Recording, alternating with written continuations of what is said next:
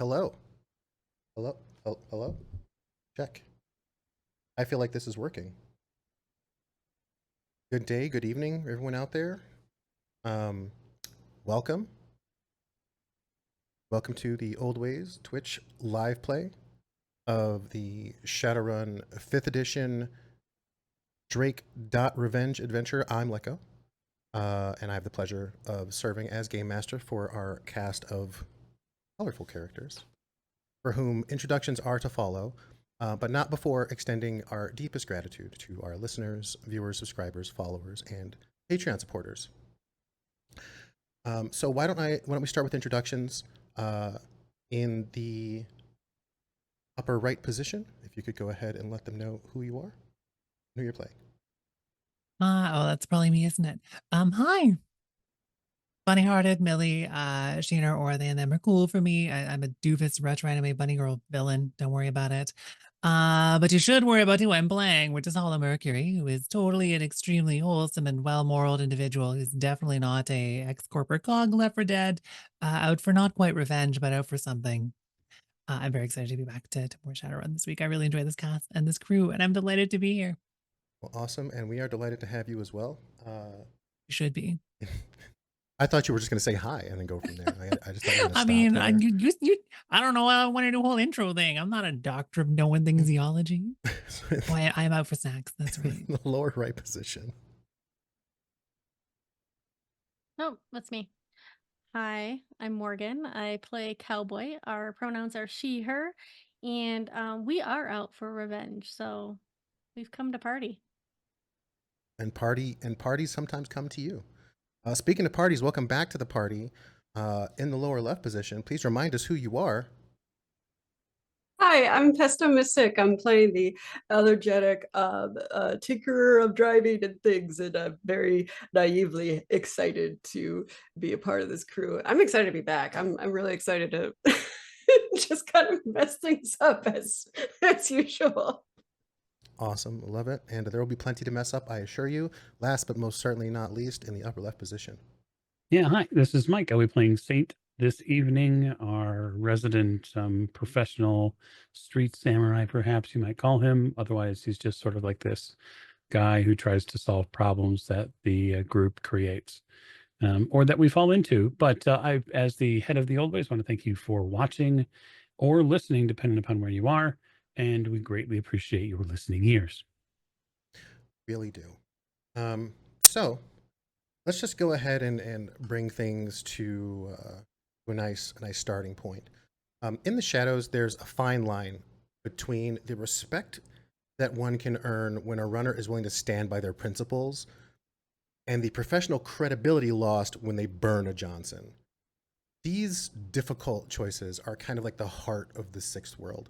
Nguyen gets, gained and lost. The living, sometimes their lives burn bright and are snuffed out. The wheels of progress turn, grinding the less than fortunate under their unrelenting gears.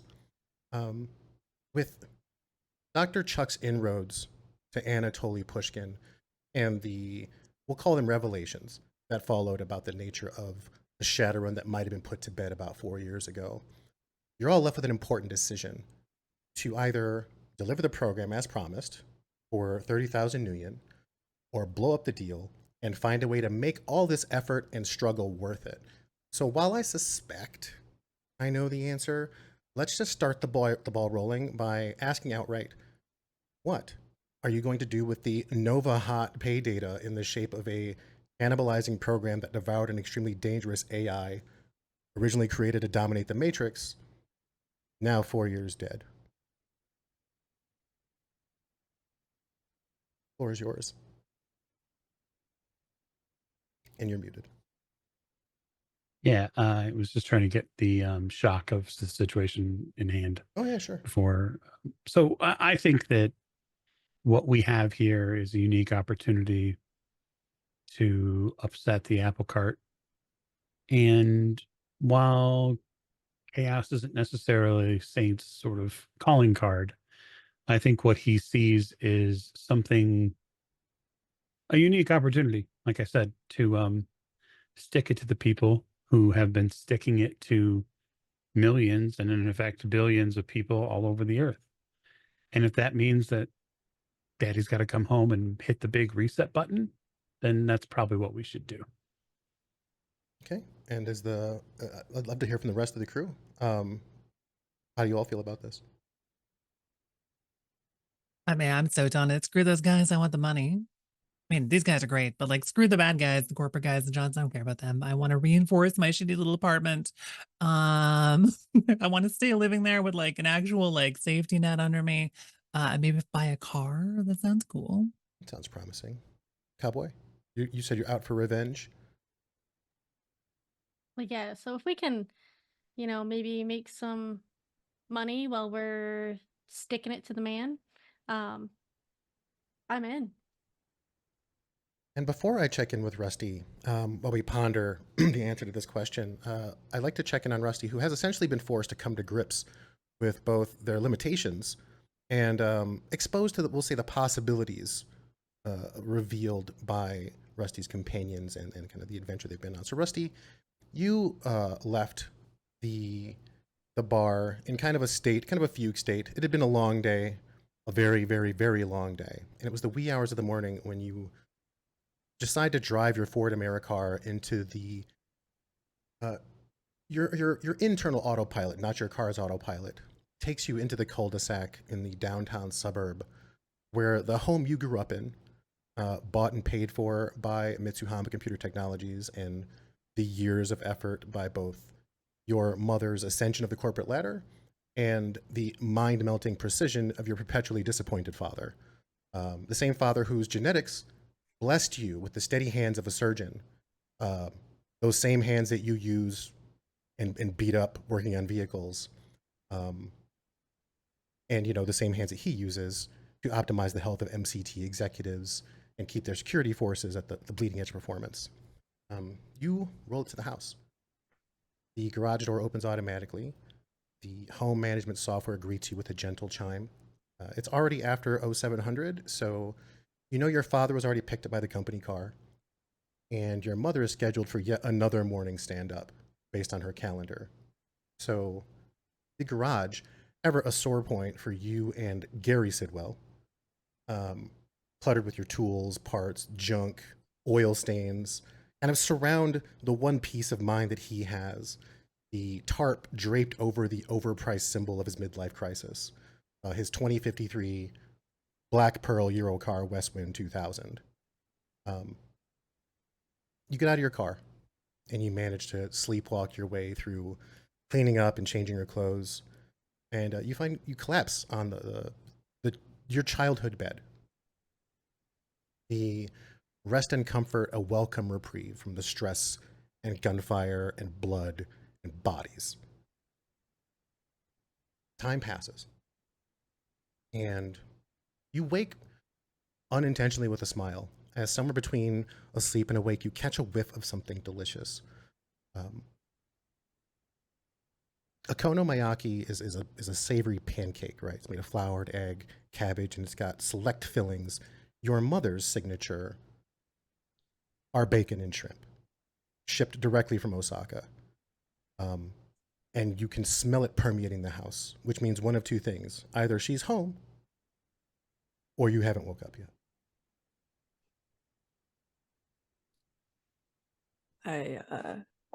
I slunk out of my bed and sort of tiptoe out of the room to check out the kitchen area. Okay. Ray Sidwell, a woman of slight build and stunning natural beauty, thick hair pinned above her shoulders. She's wearing a loose business blouse. It looked like she was already dressed for work and has since come home. You can see her jacket slung over a stool sitting at the breakfast counter. She hums to herself as she drops the patty on the grill and is smiling while it sizzles and pops.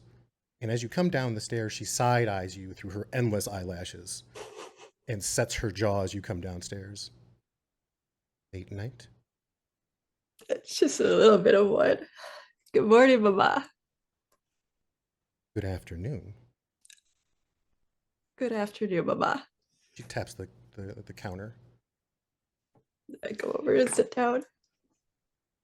She, in silence, prepares a plate for you. still humming to herself. Oh, Mama, thank you. You always make the best. So the school left a message. Something about your pending class registrations for the fall semester. It is July, you know. He kind of turns and very casually slides the plate. It stops in front of you. So, Yeah, well aware. would you like to sit and eat and tell me what's going on? She sits across from you. Her eyes haven't left yours. She pours herself a small cup of green. Going on, like in terms of my studies, or what would you like to know exactly? Hear me? What's going on with you? I'm just studying very late, and I've been developing my skills. I've met a lot of new friends. School's going okay, but I've learned a lot of practical life skills too. It's been a joyous occasion. It's a celebratory occasion, I think. Was anatomy one of them? Oh, Because when I ran your clothes through the laundry, there were some interesting spatter stains on them that looked like either you had spent some time at a butcher shop or someone bled near you. or maybe I bled on myself. Look, the medical community hasn't really studied the female body and the female body's reaction to cyberware. So it's very possible that menstruation happened in other holes. Okay. Sorry, but that's embarrassing to talk about. And I'm a little bit upset by having to talk to you about that. Blood that was on your outfit was from an unregistered sinless. Look, I'm not Look. here to prosecute you. Eat your pancake. Yep. I've seen this look, gestures to your whole face, before. In the mirror. Before I left Osaka to marry an American surgeon. You don't want the life we've laid out for you. You want to go your own way. Find your own destiny. I don't want to stop you. But you need to understand that the road traveling down is not ours. Mitsuhama is at the center of our lives. We cannot betray them for fortune, glory, or on principle. The world is too uncertain and dangerous a place. Your father and I would like to expand our family when the time is right.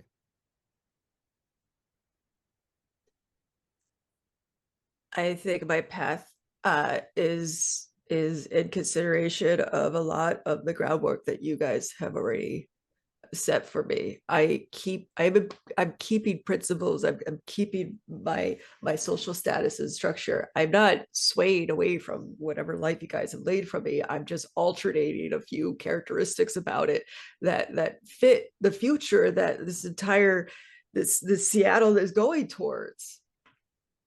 Trying to convince me or yourself? Mama. Rusty. You're not going to come back to school. Take advantage of the opportunities that you have here. All I ask is that you pursue pursue where you're going relentlessly.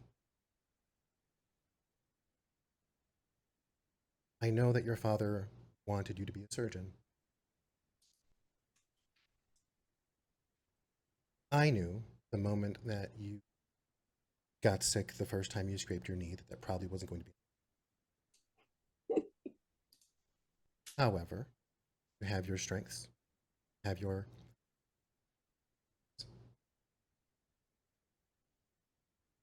seem to have a very deep relationship with them that I don't want to stand in the way. But there's little room for trust in this world. I want you to know, and she taps the counter with her perfectly manicured fingernails. Your home is here.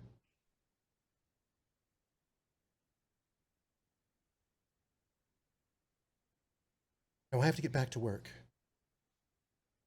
She sets her teacup down, comes around the counter. I hug Takes, her.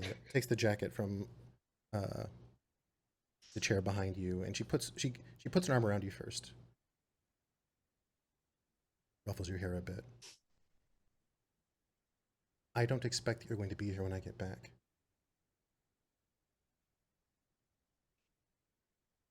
She reaches into her jacket pocket and pulls out a device. Looks like a portable phone.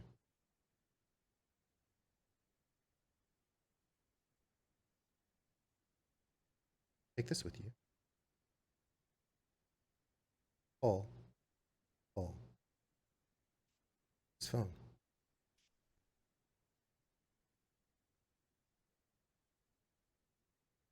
I need you to give me identification.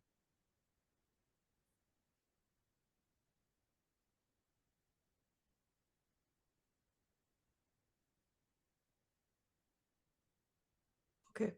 You know that basically your SIN and most of those things exist on a certified ID card. It ties you to your family bank information, your address. It's why the lodge was able to buzz you in. All the things that are tied to your student passes and all of those things associated with your life. We'll keep this for you so that you know, so that it matter what you decide. You have something to come. And the last thing I need is you losing this out there. She kisses you. I love you, Mama. I love you too, baby.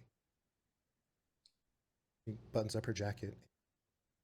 Her heels click all the way in front of the house. There in silence.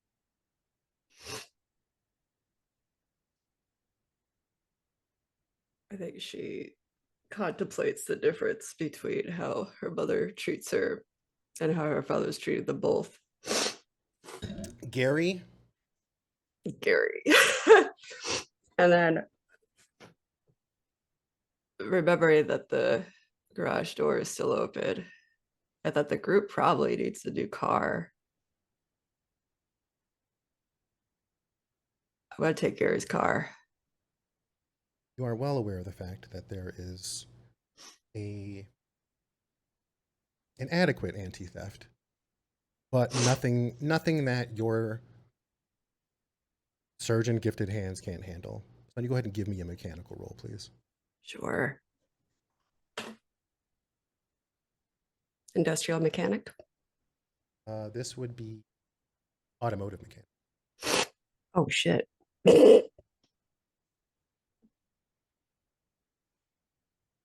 Oh, hey, I do have it. Oh, thank goodness.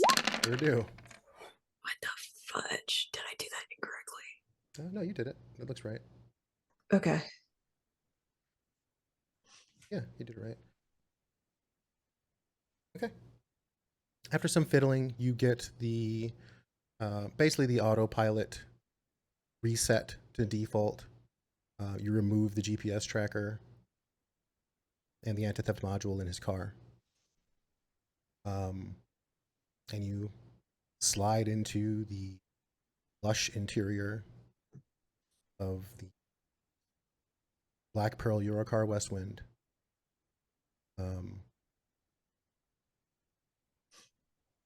Where are you going?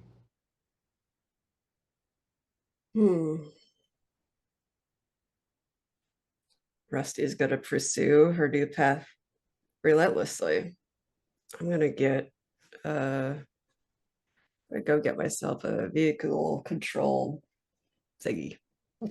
You go see Dr. Chuck. Pretty easy to find. You've been here before. The conversation with Dr. Chuck is pretty simple. The only thing he reminds you of is the fact that a vehicle control rig is a pretty hefty piece of cyberware. And when you make those kind of changes to your body and your, in some cases, spirit, they can have a major impact on your outlook on life, love, and the pursuit of empathy. So you are reminded once again, for the second time this morning, not to lose yourself, or he puts you under and then takes a selfie. Sends it to the rest of the group. which is where we pick up. You all have decided the data chip that Anatoly shared with you from his mysterious visitor indicated that the Johnson who hired you is deeply connected to Renraku, and may even already have plans to dispose of you should the need arise. So, knowing that the far-reaching arms of megacorporation, on the cusp of a major milestone, right, with the arcology launching in just a few days, what do you intend to do to hide from their reach? I think one of the best things we can do is try to go underground, try to get away from any prying eyes, sort of agree collectively within the four of us that the plan, I mean, if I say four of us, if Rusty's there, the plan would be to become ghosts. So no outward net access, no common use locations, effectively go on the lam as soon as we make the decision that the best course of action is to in effect burn the Johnson, we essentially are declaring in effect war on an extraterritoriality government, and so that's the way they'll treat it, at least, and that's the way they'll come after us. And so we need to go to ground and use very common traditional guerrilla tactics to evade their reach. So you all know where Rusty is. Rusty is with Chuck, undergoing surgery or something. Definitely something going on there.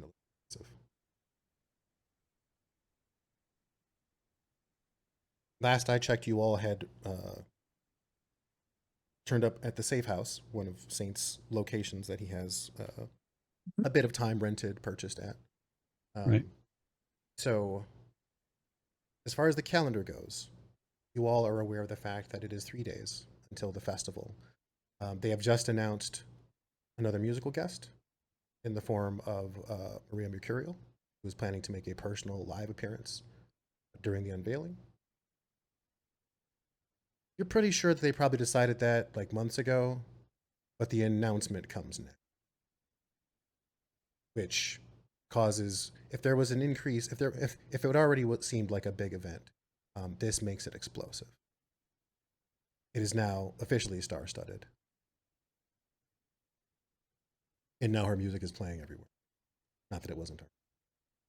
Yeah, and I suppose if I could, maybe for our audience members who might not be plugged into Maria Mercurial, this would be like inviting Taylor Swift. Yeah, almost exactly. Yeah, it would be enormous. Be a worldwide event. Okay. So, what do any of you have any plans to further prepare yourselves for what is to come? And I'd like to start with Cowboy. Cowboy, knowing what might be coming, how are you going to prepare yourself? What do you need? What does Cowboy need?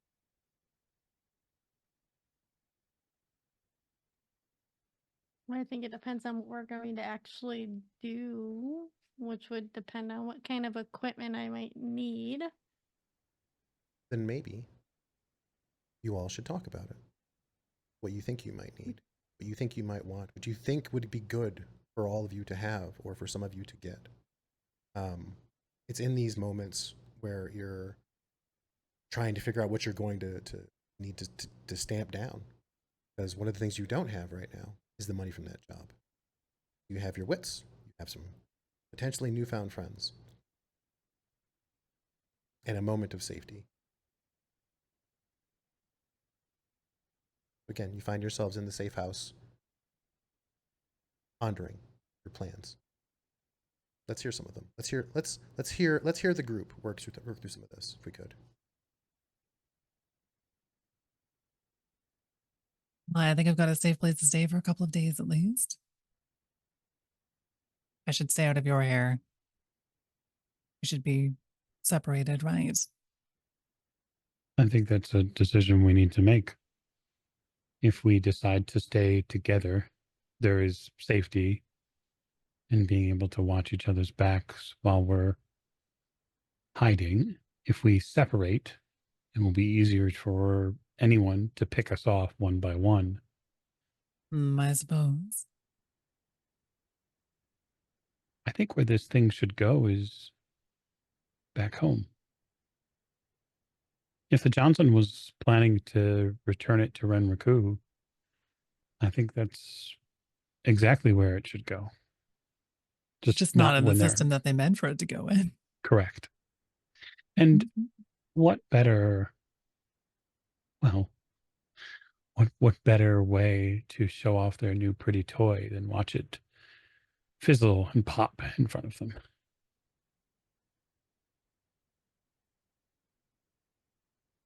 But I'm looking forward to it. we're going to do that, though. It is likely that we'll have to be the delivery device, which means we'll have to get inside. And get inside to a secured system. Mm-hmm. It might even be the best place to go, really. It's the one place they likely would never look for us at. You know what? That's true.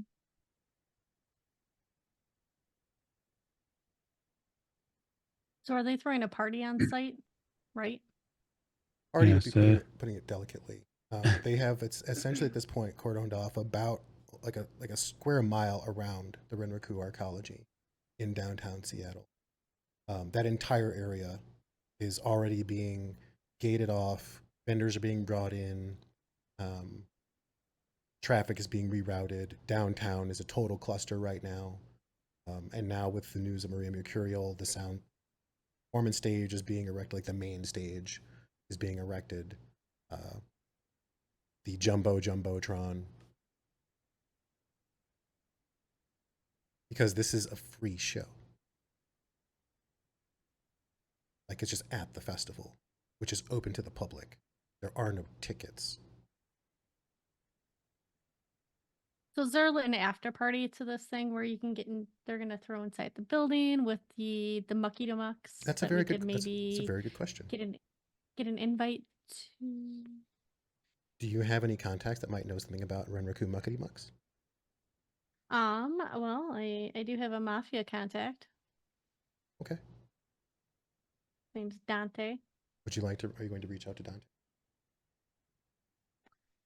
Yeah, I've done some jobs for him previously. What does Dante do for the family? He works out of a tavern. Oh, I mean, like, is he like muscle? He's like a manager. He's like a manager. He's not. Forcer? No. He's got people that does that for him. Okay.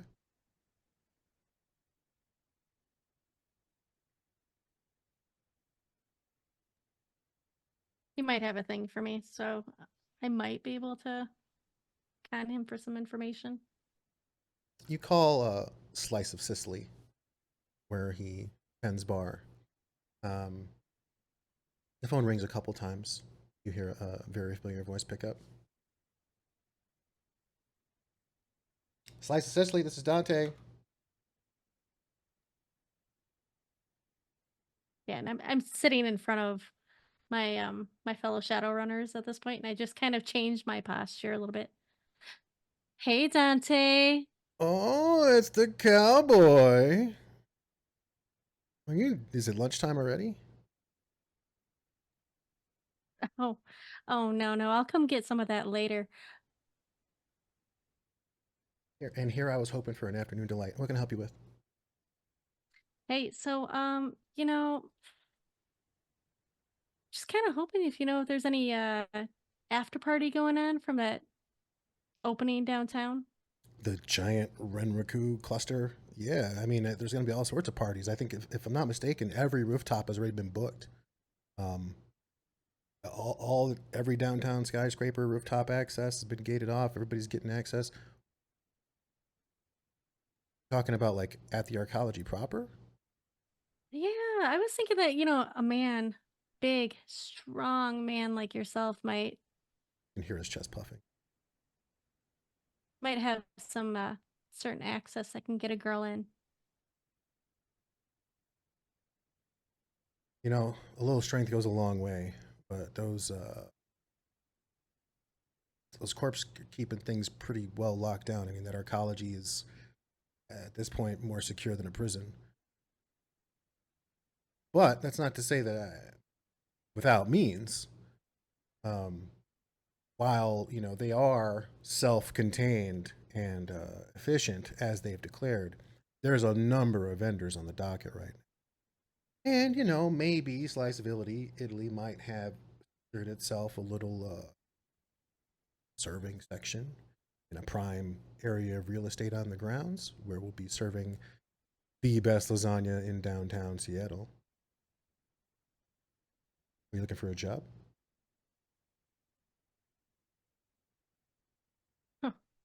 Mm. Would you be able to get myself and a few of my friends in? The arcology? This is rapidly becoming a conversation we shouldn't have on the phone. But what I can do is I can get you close with, we'll say, effective camouflage. Tell me, how do you look in a little white hat? I bet you look great in an apron. In just the apron. Here, drop the phone. You're right. Sorry, I have to go stir my sauce. I can get you the details soon. Real soon. How soon? Super soon. Super soon. I'll owe you. And I mean owe you. Why don't you go ahead and roll me charisma negotiation, please? She get advantage on charisma at this rate. Well, her connection rating will apply, so you can add the loyalty rating of Dante.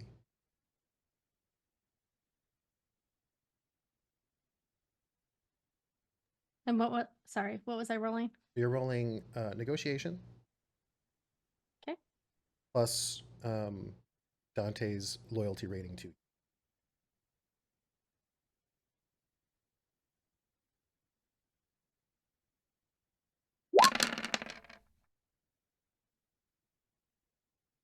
Is that? I got 2. Excellent.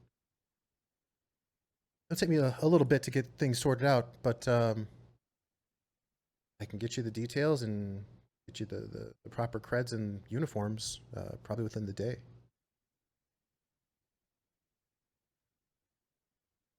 Wish I could do Wonderful. more, but you need really big arms to that's reach into that arcology. Yeah, where can I pick it up from the restaurant? By all means. All right, I will stop over later. I'll be wearing those chaps you like. You hear a noise on the phone. It sounded like, all right, bye. You're not really sure. I hang up the phone and I look behind me at the rest. Not a fucking word. I mean, she's gonna raise her eyebrow. So I think I got us an I bet in. he's cute though, hey? Yeah, he's Italian, so. Is that how that works? Oh, I got us an in. I'm going to go over to Slice of Italy later and Slice pick of up Sicily. whatever. Oh, I'm sorry. Sicilian's different than Italian. I'm so sorry. It is. Let's just apologize to our Sicilian viewers. I yeah, am. you've offended so the entire sorry. internet. Oh my goodness. You're all handsome, all of you. All of you. Okay. I'm gonna go pick that up later. Does somebody want to come with me? You I sure you mean, want now I do. Yeah. You all are also lacking transport at the moment. I gotta wait for Rusty. Yeah, jump on the tube. Or jump on the tube. Mhm. So he's going to be able to get us in? As close as possible. His restaurant has a vendor, a vendor cart, vendor truck, vendor friggin' thing at the event. So we'll have uniforms, cred sticks. We're gonna look the part.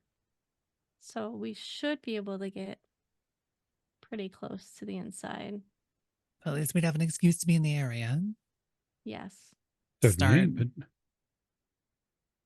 close is only going to count in horseshoes and hand grenades here. Mhm. The arcology is a sophisticated security network. And we're going to need multiple plans likely to get close. This is good. I think so too. We'll have to add on to it. Or keep it as a backup or cover for being in the area. I think considering we're wanted a cover for being in the area seems like a good idea to me. Can always get changed. Mm-hmm. All right. Who do you know, Mercury, that can Oh gosh. maybe get us closer? That can get us into the arcology. I have no idea. Most of my corporate contacts think I'm dead, or at least I hope that they do. And I don't even know that I've got their contact information these days. I Hmm. mean, I know someone who might have some ideas, but I'm not really sure. Is it reasonable to assume that I have Chuck's contact information? Like I could message him. Chuck, sure. Dr. Yes, Dr. Charles. Chuck. Yeah, absolutely. He's a contact. I just don't know if he picks up that way. Depends on if he's in surgery or not. He's actually more likely to pick up when he's in surgery. So yeah. I'm just gonna message him and ask what the ETA on Rusty is. Okay. A few minutes pass, and when you get a message back that says, "Ask yourself, Rusty, you wake up, in a state of total euphoria. Everything feels floaty. You feel like your body's made of stardust and glitter. You're just kind of floating around. You open your eyes, and your euphoria is kind of ruined by the blinding light that's hanging overhead and shining directly in your face. And the magnification goggles of the face that is looming directly over you, kind of half smiling, half open. There's a straw attached to the mouth holding a juice box. You all right? Can you hear me? Yeah. He starts snapping his fingers next to your ears. Jeez, Checking keep it audio, down. audio, hello, left, Yeah, right, it's left, there. right. I got it. Sense Ooh. of smell, he pokes in the But- nose. It's where it's always been. Are you sure? Because Nowhere. sometimes these things get a little. All right. So, look, I needed to make sure you weren't in any pain so that we could do functional testing. Uh-huh. You Yeah, ready? I'm pretty good. Yeah. I don't have a car here that I can attach you to. He points. And what you see is basically a go-kart sitting in the lab with a bunch of cables no attached questions to asked. Go straight for it. it. Don't stand up. Nope. Oh, You move. gotta do it. You flop out of the bed like a dead fish. You just go. You realize that none of your body parts are working. I haven't reconnected your neural connections to your musculature yet. Your body's not functioning. We're testing the VCR. One replaces the other. Okay. One replaces the other. No, that's a good test. At least involuntary spasms are still functioning. No. Well, that was voluntary, but yeah. It gets you back into the gurney. And your friends want to talk to you. As he says that, he plugs something into your head. And you feel your entire sensory, all of your senses get shoved through a pipeline. Sight, smell, hearing, touch, all of it. Just senses you didn't know you had. You lose track of your heartbeat. And oxygen becomes alien to you. That seems weird. And you start to feel strange things. You start to feel a hum. Like a comforting hum? It lets you know that you're alive. Oh, that's You good. feel alive. There's little ebbs and flows to it. It's not the same as a heartbeat, but it's present. You open your eyes and you realize you're not looking at anything. You're not seeing anything. There's a ton of input coming in. You're picking up on presences in your vicinity. You see your body. You see Chuck. You see the room as kind of like a sensor overlay on your mind. You are aware of the area. You are hearing things on the street. Oh. And you realize that the hum that you're feeling is the engine of the go-kart. Oh. Vroom, vroom. Can you hear me? You say vroom, vroom, and you rev the engine. Yeah. Can you hear me? Can you? He like presses the horn. It's deafening. It absolutely No. deafens you. Oh, no. All right, I'm patching you through. Yeah. Even louder than the horn is the phone ring. It's like a deafening chime that rips apart your mind for a moment before the call opens. Life needs to calm down, man. Saint, you get connected to a presence. It's like a robot-y voice. Hello. Rusty? Oh, that sounds weird. How are you? Certainly not on as many drugs as you are. I'm high on life, sir. What can I do for you? We're going to need to talk when you're ready to work. That's what I was trying to get out of Chuck. Oh. I am confident I'll be ready to work now-ish when I learn not to flop like a fish, but walk on legs. Yeah, that won't happen anytime soon. Oh no, that's not going to happen anytime soon. The walking. Walking.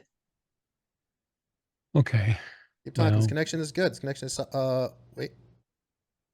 Never mind, go ahead. when you're in full recovery, Uh. have Chuck get a hold of me. Chuck, when I am in full recovery, get a hold of Saint. Yeah, you realize I can't actually hear you, right? Chuck. Saint, I'll reach out as soon as I can. Okay. I appreciate that. We're going to go to a party. I want to go to a party. Chuck, can I go to a party? I'm sure that there'll be a spot for you. I hang up. Hello, Saint. Saint. Oh, why did he say goodbye? It just happens. Ah. All right, I'm going to shunt you back into your body now, okay? Okay, great. Ah. He just presses something and you feel it happen. And then for a moment, you realize the euphoria, the drug-induced euphoria is beginning to fade. And then you feel the scalp to toes invasive surgery that you just underwent. Brief moment before you're once again knocked out. It's like your nerves are just on fire right now. And then you have peace for a moment. That was the Rusty call. Yeah. I think Rusty's going to be out of commission for a little while. Do you think for more than the 2-3 days we have? I can imagine Chuck having her up in 36 hours if I press for it, but whether or not she'll be able to perform is a different question. A vehicle control rig is a complex piece of cybernetic enhancement to the body. It's a lot of brain work and body work. It wouldn't surprise me if Rusty was a little less chipper. You know, if Rusty can do everything Rusty's done so far with all those allergies, I'm sure this will be nothing. It's going to All right. manifest into like an oil leak. Huh. I have a contact that might be able to help us get in, but I'm wary about calling them. There's a lot of risk involved. But I think the other thing that we could concentrate on is what gear we might need while we're in there. We'll obviously be moving within a system we are not built for. And so And we that need is to very secured. acquire fake identification to move within the facility. Enough of a cover which would allow us to exist in certain spaces. So what we I've need always found someone- impersonation to be a really good approach. certainly. I'm happy to take that angle if that's what you think.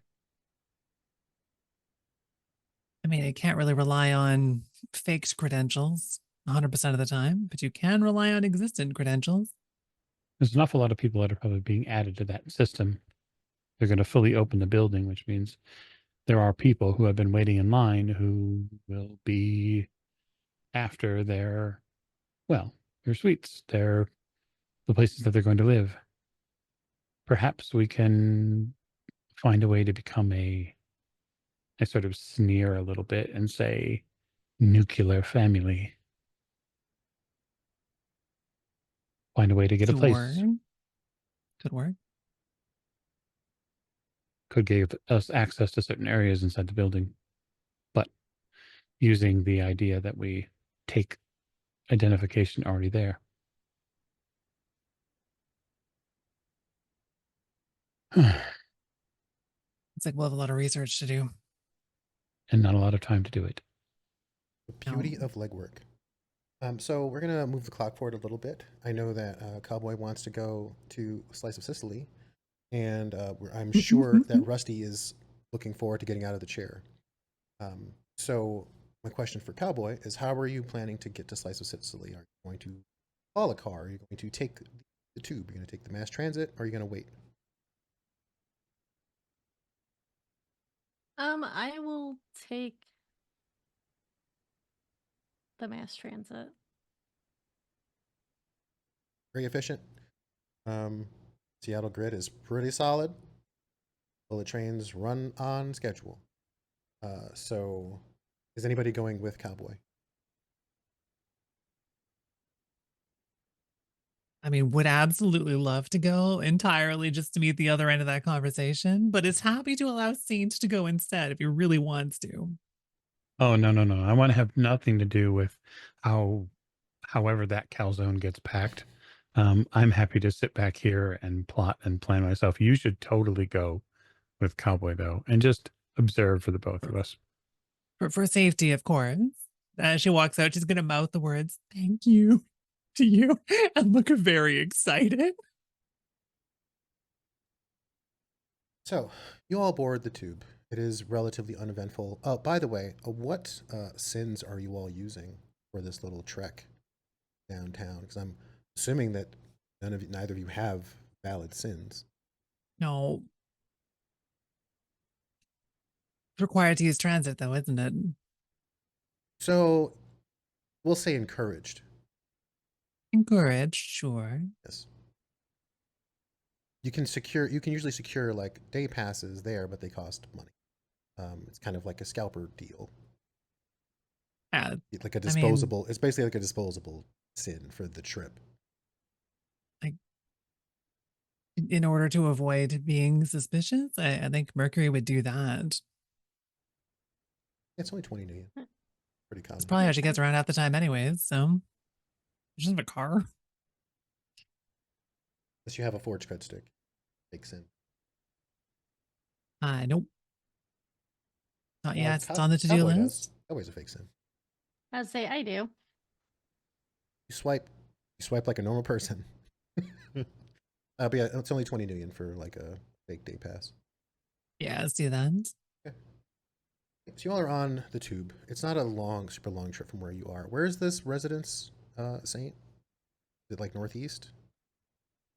So this one would have been like the southern portion of downtown. It's a Okay. condo. Okay.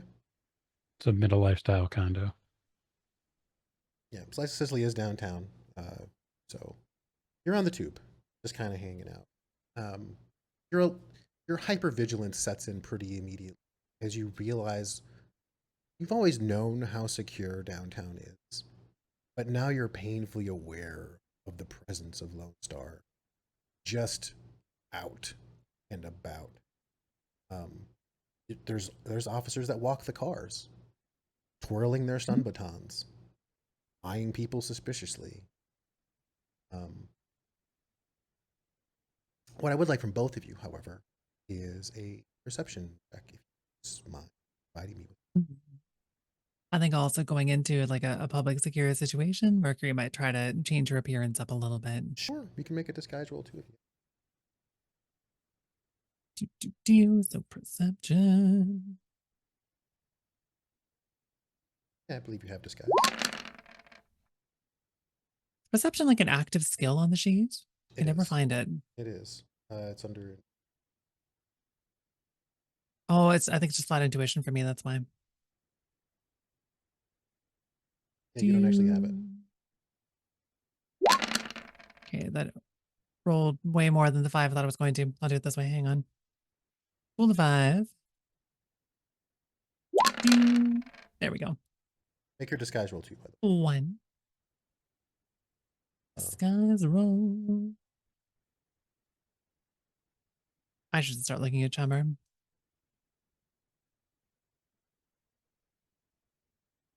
Is it 4? Cowboy, are you making any modifications to your appearance, or are you going in full chaps and hat? No, I can roll my disguise as well. Go ahead.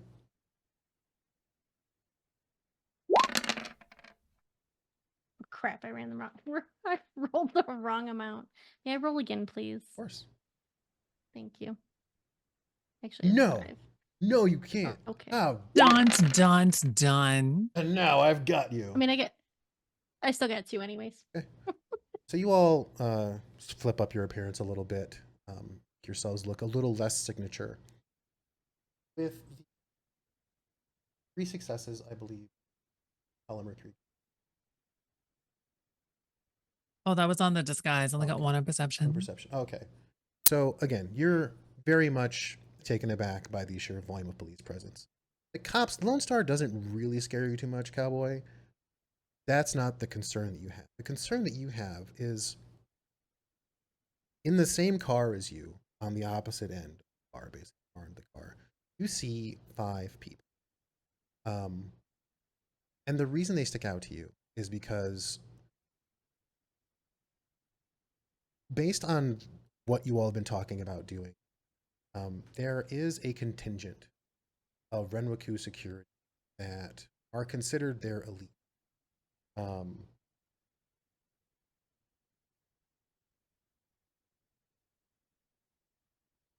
Some people would call them fanatics, even. Like fanatically devotion, colloquially called the Reds. Nonetheless, they are the most feared of Renwaku's elite security force. Now, in public, they don't generally dress in their full accoutrement. But it's very obvious as there are 5 people at the end of the car wearing damn near identical deep, deep red and black business attire. They seem relatively relaxed. You can see one of them is looking over a data pad. One is standing, holding on to, one of the rods in the center of the train. But they've kind of taken over that little area of the train.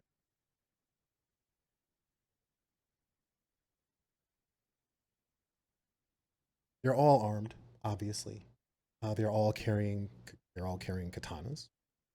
They're all carrying sidearms, like obvious sidearms.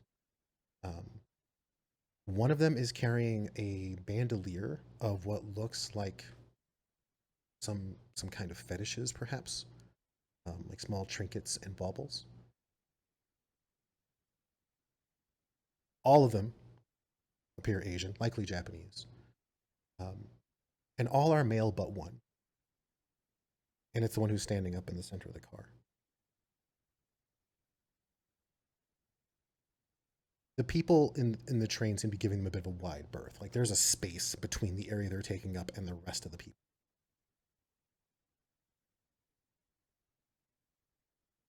And you swear, as the ride continues, that the woman seems to be paying attention to you, but every time you look there, she's not looking at you. And every time you look away, you can feel her eyes on you. And this goes for both of you. Mercury, this sets in for you as a surprise as you're kind of looking around the car, and then you kind of get that the hairs on the back of your neck stand up, and then your eyes kind of shoot to the far end of the train. And you see this group of 5, and you. Don't love that.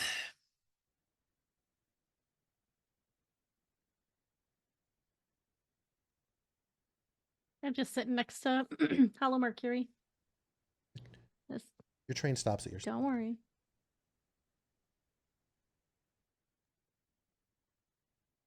Doors open. Yeah.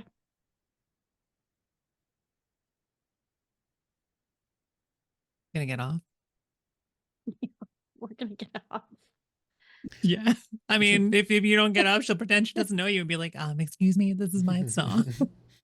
You two slide out of the She's train. getting off. And there's kind of a moment as you're kind of hold your breath, as you're not really sure if they're getting off the train or. And it's not until the train starts moving and you don't see them on the platform. But as the train goes by, you don't see them there.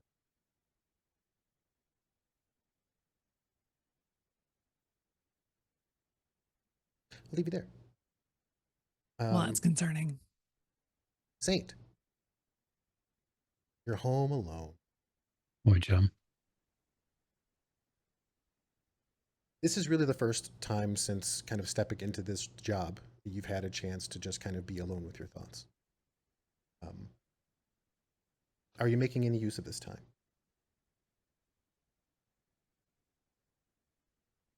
Am I making any use of this time? Are you resting? Oh, we just got an ad. Apologies. That's okay. I think I am going to rest a little bit, but I think I would be remiss in my duties to my team if I did not continue the legwork. How would So, you be doing so? well, I'm going to pick up my phone and I'm going to call a friend. I'm going to phone a friend. Oh, you have those in the 6th world? Well, I mean, I have a contact. She's fairly well connected.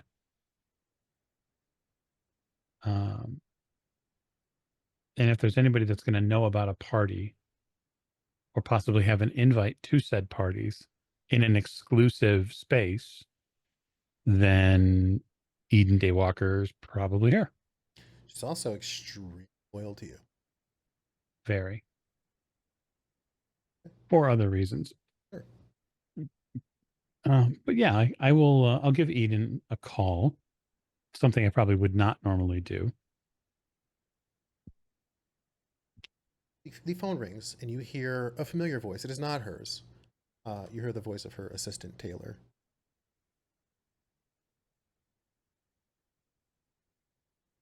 Daywalker Enterprises. This is Taylor speaking. What time of day is it? It's a little afternoon. Okay. Good afternoon, Taylor. Good afternoon. This is Saint.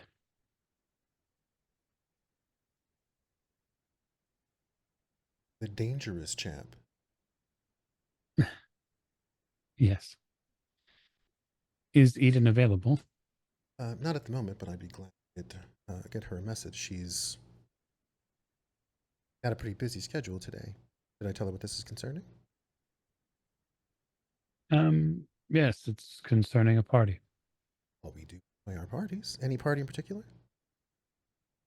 Hopefully a private one. My apologies for my vagueness, but Oh, I'm used to I it. know you're just helping her manage the portfolio, as it were. But yes, it's a downtown party. I'm looking to see if she's going or not. She's made it very, very clear that if you were to call upon us, that I'm to assist you in any way possible. So, by all means, I wouldn't say treat my ears as her own, as I'm not necessarily sure what you do with them. But if you could be a bit more specific, perhaps I can lend you a bit of insight. Well, I was hoping to determine whether or not she would be attending the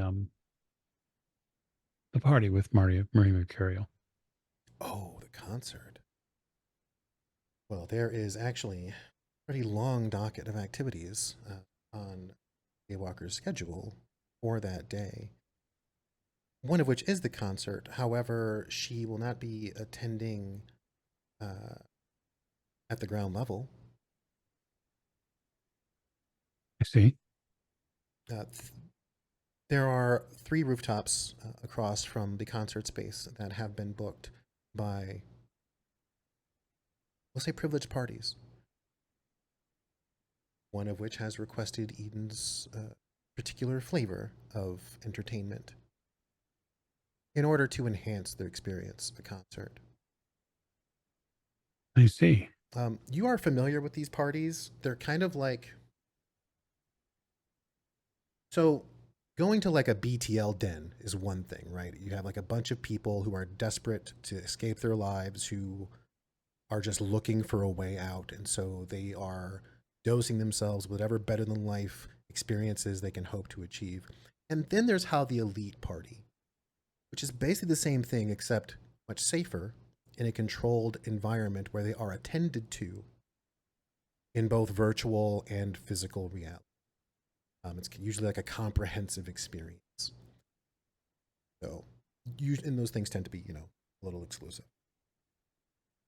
for obvious reasons, and say discreet. Yep, that makes sense. So as far as I know, that's how the concert time is going to be. Are you looking to get a slot? Well, I'm looking to potentially attend the party or the pre-party, but the party on the grounds, not the Mercurial party specifically. And I would be offering independent security contracting as a benefit. Oh, yes, I do have that here listed under the benefits of your relationship. Yes, I'm sure you do. It's number 4. I think State probably thinks to himself, like, what are the other ones? How many are there? Ms. Daywalker will likely be busy until this evening, but I can definitely get her this information. And if I catch her on a break, I'll be sure to let her know that you specifically requested a conversation with her. Perhaps you'll be free to meet later, and you all can discuss this and any details or questions personally. I would be happy to speak with her in person if she has time for it. Time is always of the essence, and it's a busy time for everyone. Would there be anything else, Saint?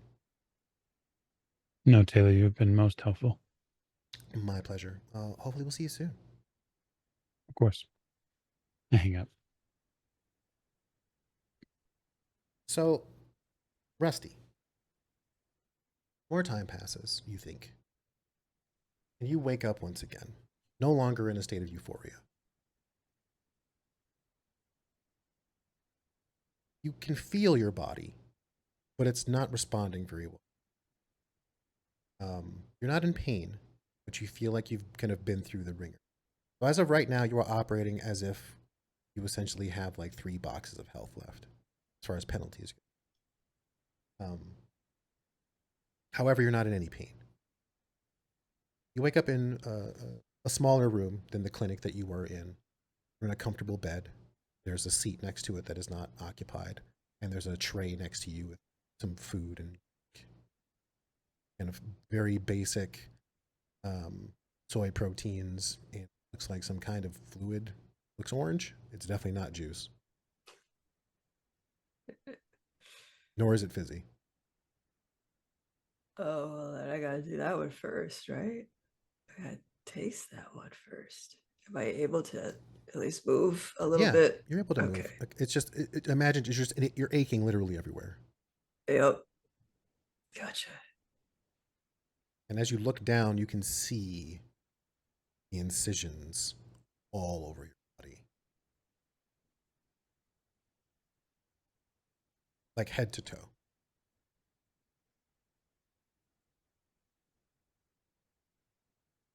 It's actually very clean work. The scars left will leave a bit of a pattern on your skin, but no more than to be expected. She's gonna immediately look away from that. Okay. It's a little bit of a shock. And just focus on moving towards the food. Yep. It's relatively bland, though you realize how hungry you are. The Yeah. orange stuff is thicker than it looks. It goes down. As you're kind of finishing that up, you hear a voice. Well, it seems you're up and around. How you feeling?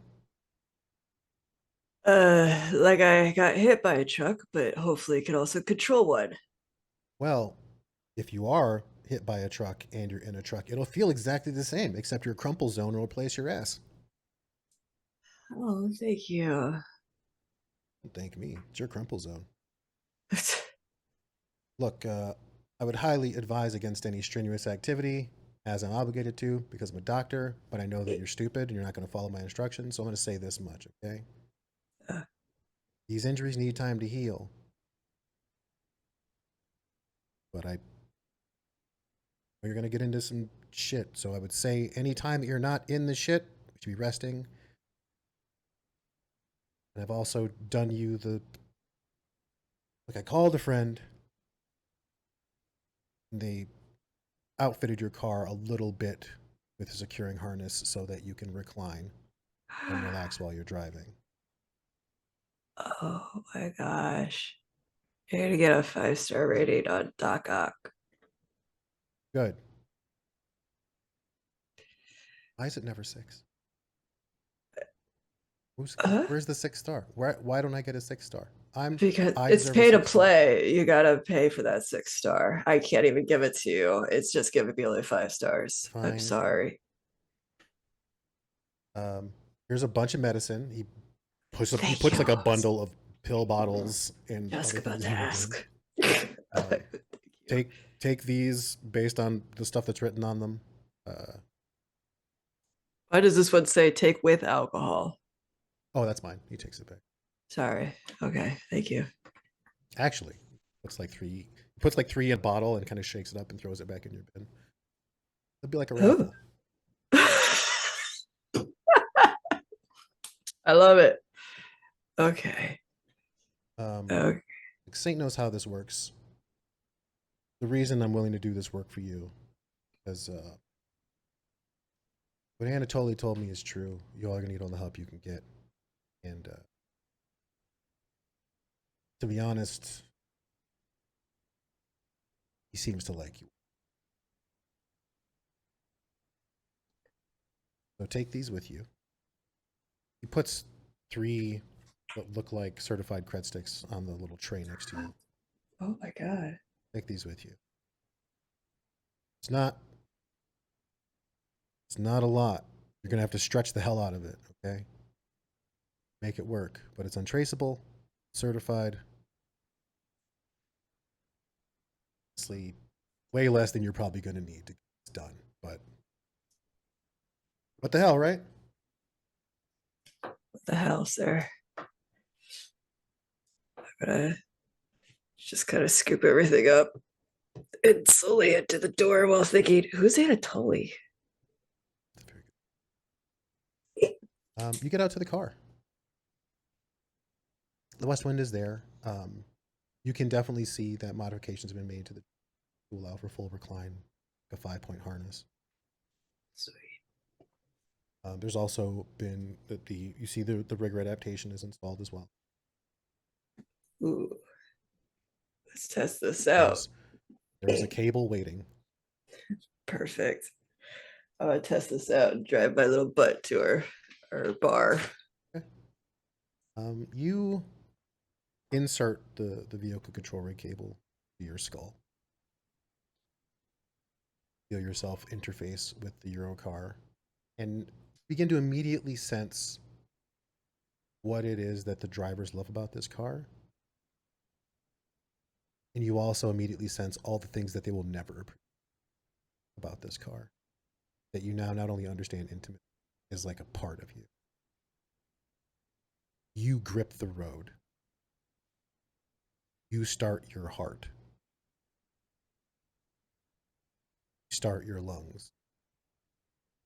Feel like your brain and the autopilot. You feel the autopilot kind of wrap around your brain as like a nice protective shell. It acts like almost like a guidance system for how best to work with the rules that this car has. Because as much as it is your body, it's still alien. But you feel full control of everything. Without hands or fingers. Everything is a thought away. The response of the vehicle is incomparable. There is no turning left. You just go that way. It's like walking or running. They're flying. Vroom, vroom. So with that in mind, I'm going to ask you, are you planning on breaking any street rules? Any No. rules of the road? No? No, I know where I got this car from. I'm not breaking any fucking rules. Okay. Where are you going? I'm gonna go to Wasteland? Wasteland. The bar under it. Yes, the Okay. bar under. Wasteland bar. All right. Yes. So, Cowboy and Mercury walk up to the very quaint storefront slice of Sicily. You realize it's not a pizza motif, it's a knife motif.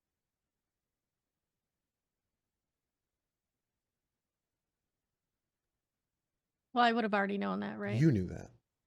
Okay. Oh. Kind of a vibe, honestly. As I you like go, what they're doing with that. There's some really nice aesthetic understanding. Never mind. as you go in, you see all of the blades from all over the world decorating the walls. Swords, knives, cutlery, old pieces, new pieces, high-tech pieces. And as you're kind of standing there in like the waiting area, so the reception area, you hear from across the restaurant, "Yeehaw!" As a gentleman comes, not barreling toward you, but he's definitely heading your direction with some gusto.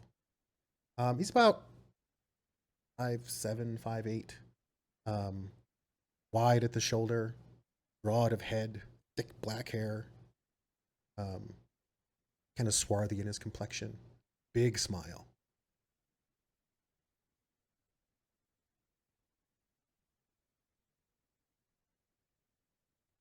Yeah, I'm not wearing any of my cowboy gear at this point. Dante walks up. He says, "Where are the chaps?" Dante, I'm. No, you know what? It's, I don't want to know.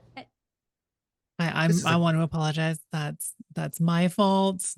I spilled something on the chaps earlier. It's entirely my fault. She really wanted to wear them. You need to make a con roll right now. Oh yeah, absolutely. Okay. do. Okay, so that is 5.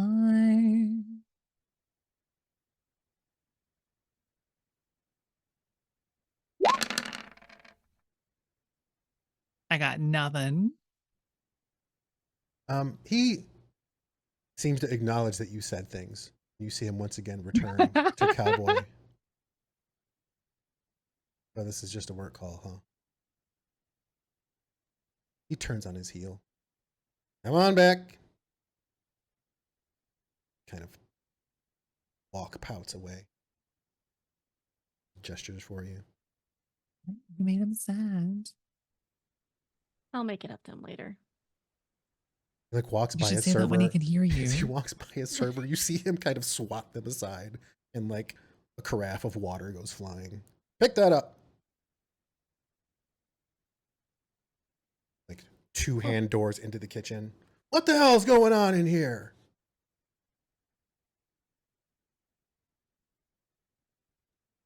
You'll follow just follow this. You behind follow him. this I'm used to tornado. it. This tornado of energy, as he wanders through his restaurant, terrifying the staff.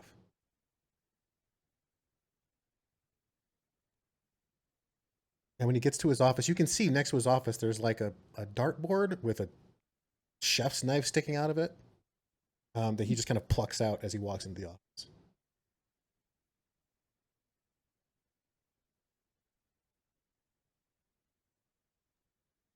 He wanders in, Yeah, sits behind a desk. I sit down. I'm used to this. I've worked with Dante before, done jobs for him before. Hollow Mercury, he gestures at you with the knife in the door. She'll close it.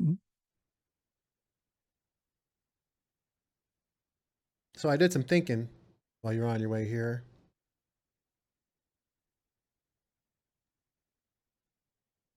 Let's Yeah, just say my curiosity got the better of me. What do you got cooking downtown?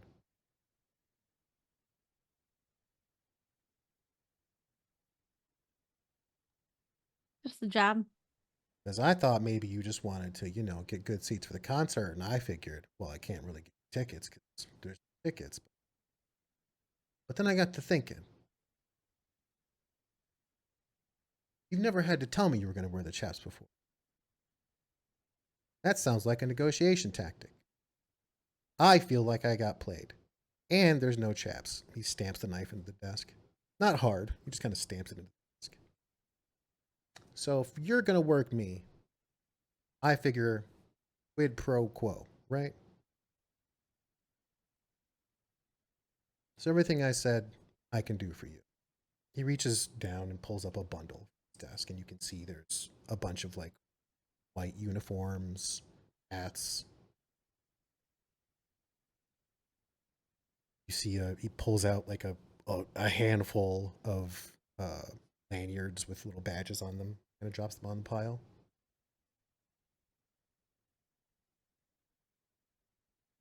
I got enough here for 3 of you, whatever that amounts. The booth is set for 4. I gotta have one of my people on site to actually do the work. I'm assuming none of you know how to make damn lasagna. I like to eat lasagna. I know the basics. But It's like a pasta cake. there is some things that I could stand to have done while you all are down there that don't involve my.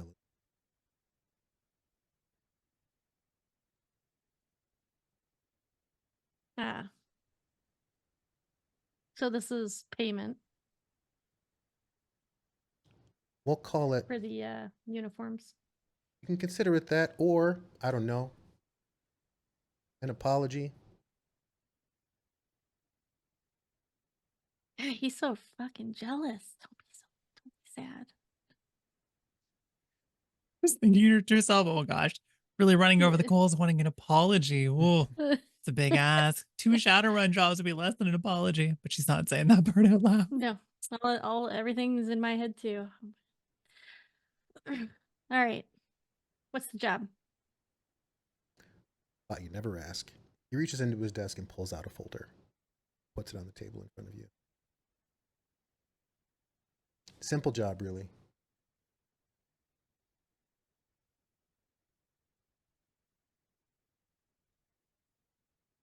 Nothing you have ever given me is simple. Well, you'll already be on location, and you'll have all the time in the world to, we'll say, assess the situation. He takes the knife out of the desk and uses it to flip open the folder. And you just see a picture there of some guy. See this guy?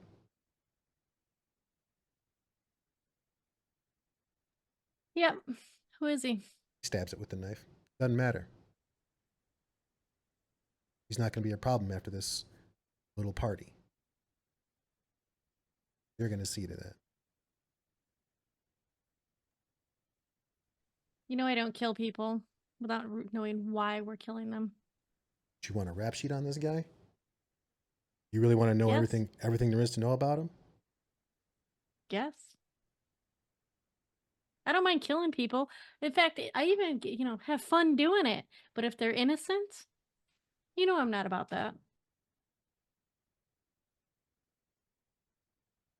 Look, we'll say that he's a family man that's overstayed his welcome. Can't take care of the situation personally. We'll say he's my cousin.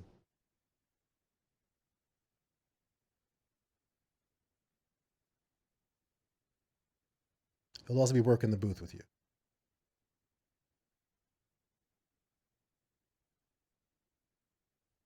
Wonderful. So if you have questions about what he's done or who he is, get to know him. I don't care. Well, he's not going to tell us all the bad stuff. Oh, one of the reasons he's losing his position because he's got a big fragging mouth.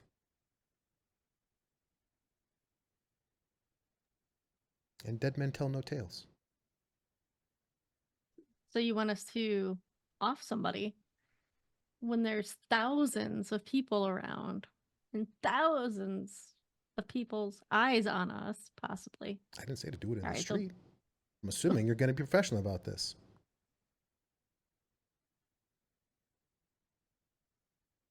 If you want to throw him in the spaghetti sauce, that's on you. I need him gone. So if we get up and walk away and say no,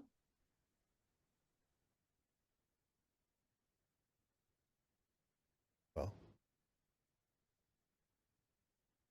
he puts the knife down.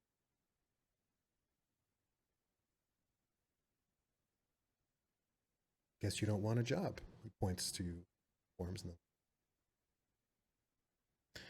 I just have to find myself another field of interest that doesn't involve spaghetti westerns. you hold on there. It's not a spaghetti western. It isn't my kitchen.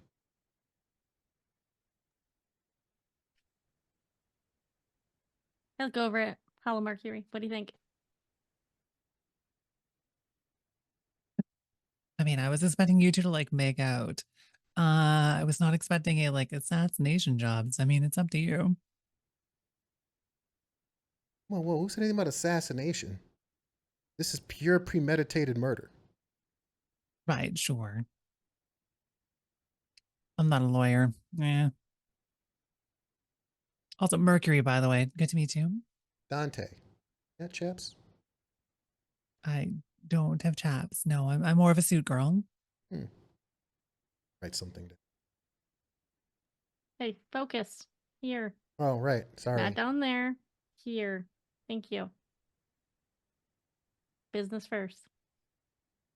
Business first. But come on.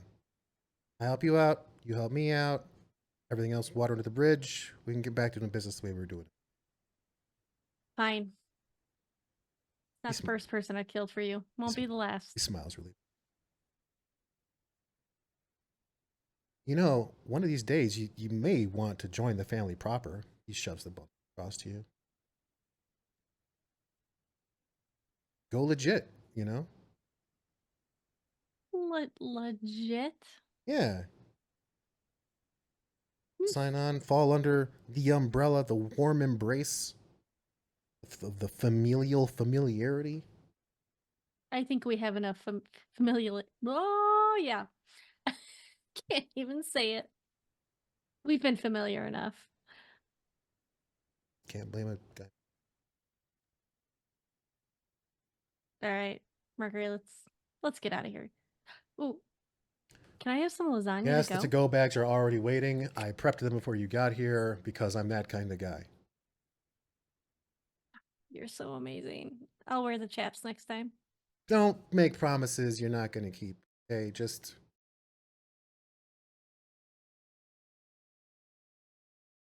we'll meet up again after the party. You can let me know. Whoa. Oh, people blipped. We lost locations. Hold on. Gotta move people around. All right, can you hear me? Yes. Sorry, we have to do a bit of a shuffle. All right, we're good. Okay, I just gotta figure out why can't see me. Okay. Zoom has borked on me a little bit here. Gonna have a small adventure to fix it, I think. Okay. Well, we will allow I'll you to be maintain moving your all this OBS Bob's window window. for a moment until I No, can you're fine. convince it to work. We will move away from little slice of Sicily. Oh, by the way, Rusty, the car does have a phone. You find that you are able to use it while you're in your current mode. Mhm. Talking doesn't feel natural, but you know you can definitely do it. You pull up to Wasteland. This car is very out of place in the Barrens. You get a lot of stares from a lot of people. I hop out and I just glare at the horizon. And then I open the trunk and take out the tarp and throw the tarp over it again. All right. And then I poke my head into the bar to see if I see my crew. You do not see your crew. You see some people early. Looks like a couple of them are getting maybe like a late lunch, some day drinking going on. Doesn't look horribly busy. All right. I'll go to the bartender. What was it? It's not Francis. What was it? I have his name. I totally have the name. Well, the bartender at the other place was Butler. I don't think if you all. Yeah, you met the fuck. I think. Oh, I don't know. I'll go up and Anyway, say, mate. the daytime bartender's a different person anyway. Okay, perfect. See a human woman back there. She smiles as you come in. Afternoon. Welcome to Wasteland. Afternoon. Thank you. I would like a beer to go for medical purposes. Here to go. Put it in a paper cup for you. Yes, please. You don't have paper cups. Never mind. You okay, I'll take. buddy? Yes, I am perfectly okay. You didn't happen to see some weird people come in here anytime in the last like 24 hours, have you? My shift started at 6 a.m. So Oh, totally not. Anyway, what's your name? Sheila. Sheila. It's absolutely wonderful to meet you, Sheila. I think I'm gonna go rest then. If you have no paper cups, but thank you so much, Sheila. Puts a can on the counter. This is generally how you take beers to go. That's so sweet of you. Thank you. 15 million?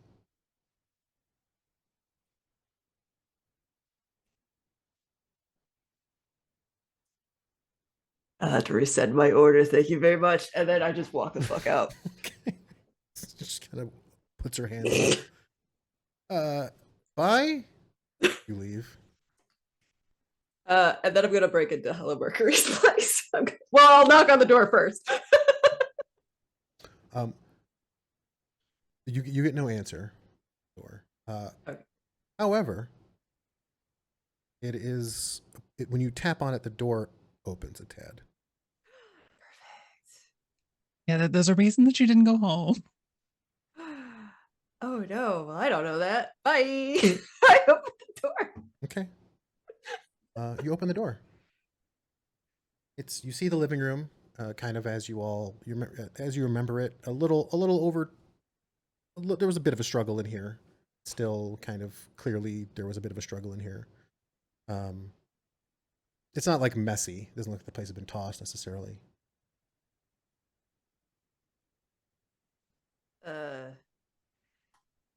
I just close the door, lock it behind me, and then I guess I'll just flop on the couch. Okay. When you sit on the couch, and there's like a brief moment of silence, and then you hear two footsteps as someone emerges from around the corner.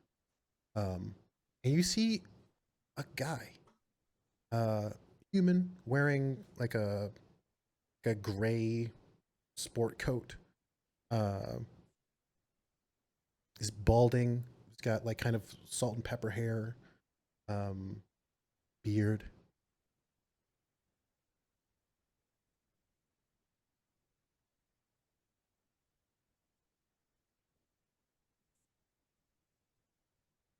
Oh, hey, you live here? No, I'm just visiting. Well, breaking in technically. Oh, You live here? that's amazing. No, I'm actually, Detective Lennox. I would really love to talk to you about the person who lives here if you know them. I don't. I was just here to steal from them. Sorry. That's great. Do me a favor and present me with any identification you have. Okay. Slowly. Yeah, I could do that. I gotta move slow anyway, you know. Yeah, you look like hell. You okay there, buddy? Not Oh, really. pupils dilated. Actually, You on something? and then I pretend to pass out. All right, roll con for me, please. Fuck me. Or performance or acting. Do you have acting? Acting! Acting. I don't have any of those. And roll charisma. Okay. Oh, this is terrible.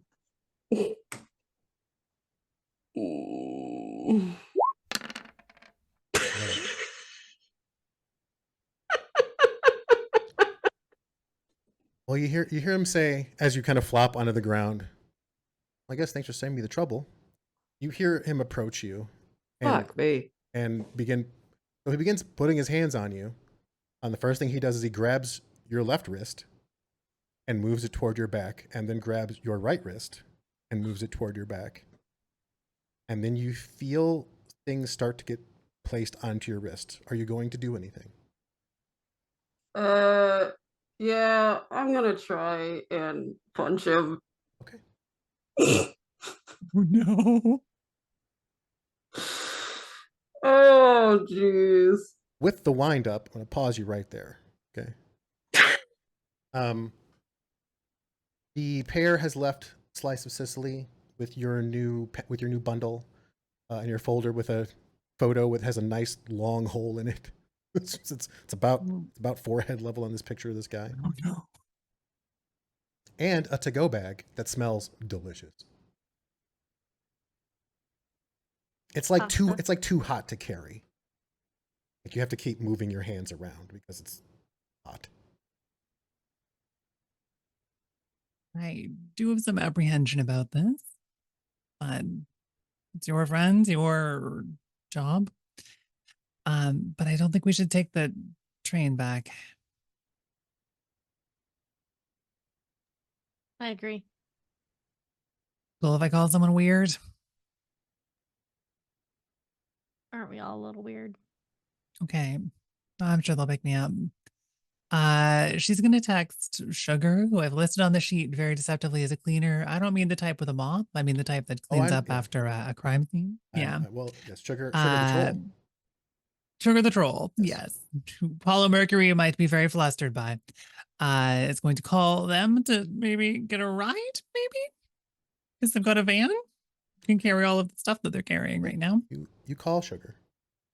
The phone rings for a bit. You know that Sugar doesn't have voicemail or do voicemails. That's not No, Sugar's of course list of not. potentials. The phone just rings for like a good minute, and you hear it click over. You hear it click a few more times, and you hear through like a muffled. You're like a muffled voice. Hello? Hey, Sugar. Hey. Hello? It's Friday dinner. What? Are you in the middle of something? Hold on. Are you a Oh, dentist? oh. Sugar. You hear a bunch of I'm shuffling. supposed to answer the phone at the dentist. A bunch of shuffling. You hear, hello. Sorry, hazmat. What's up? Oh, hazmat. And Tira was thinking it was the dentist. Hi. Uh, right. I maybe need a ride. A euphemism. On your end, Cowboy, she's going to turn very red. Not currently. Oh, like a ride, like. Oh, okay. That. Yeah, I think I'm being tailed, so I don't really want to take transit. Where are you? Figured you've got a really nice van. Oh, well, I mean, sure. It's a little. It's got a bunch of stuff. Is it just? Are you alone? I'm with a friend. And you both need a ride. Yeah. Whereabouts are you? Whereabouts are we? Right now you're in like southeast, or actually you're in northeast. Northeast downtown. Not too far. Why don't you all find a place to hunker down if you can? Preferably, place where. And I promise my friend is very good blinders on. She's a heck of a horse. I'm sure. Pat you on the back, Cowboy. Yeah, give me a couple minutes and send me an intersection address. I'll swing by. You sure you're okay? Yeah, no, I'm fine. I mean, if you need like backup, it'll take a little longer. But if you just need a ride, No, should be okay on that. let me get finished up here. It'll take me about 20 minutes. So do yourself a favor and find some place to hunker down. Okay. Sounds good. Where do you want to go for 20 minutes? You want to get a drink? Oh, I could use one. They make me so nervous. They're just like, there's something about them, okay? I, They're just I so could tell. big. And You'll you see. seem You'll find to like her. a downtown dive. Drinks are going to cost you basically 20 new yen for the 20 minutes. Is there anything else you're in particular doing at the bar? They give you a little bit of a flack about like, hey, no outside food here. Hey, what are you doing? You got a kitchen? Oh, I'm so sorry. I promise we won't eat it here. I just didn't tell my friend where we were going. I tried to keep it a bit of a surprise. So we'll eat it when we're on our way. But we'll drink here, and I promise we won't eat outside food here. Slice of Sicily, isn't it? It smells so good, eh? Yeah. I can't really blame her. Crackers. You get drinks. They seem light. Fair enough. Saint.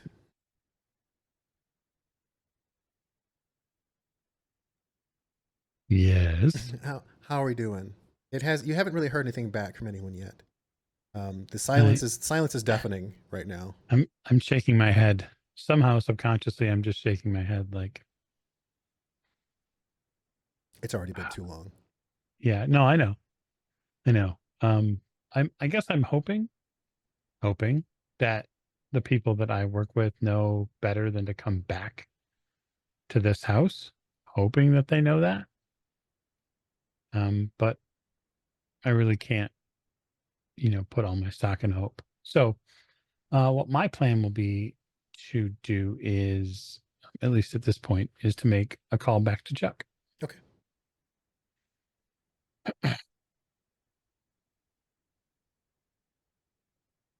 Dr. Charles. Chuck. Oh, hey. I think you know where this is going to go. I have my suspicions. I need the toner before I go. Well, normally I would say it was off the table expense-wise, but I did just send your buddy Rusty off with a little present from Pushkin. So I guess we can say that options have opened up a bit. You sure Okay. about this? No. No, but I think it's the right thing to do. I think giving it over is an equally bad, if not worse, idea. Past that, I don't need to know. When can you get here? Maybe an hour less. But I gotta know if I gotta know if I can move tonight. Not work, but move. I mean, just so we're clear, what you're asking me is, can I rip you open, stuff you full of muscle toner, and get you out the door and mobile before the night's end? I gotta be able to wear a suit. I think we can figure something I got a date. out. Hope it's not vigorous. Woo. Yeah, just make sure it's not super tight fitting. You call it muscle toner, but that's not what it does. Okay, I'll be over. So I'm gonna grab my stuff, like stuff that I would need if I was going to have to bail on said place. Okay.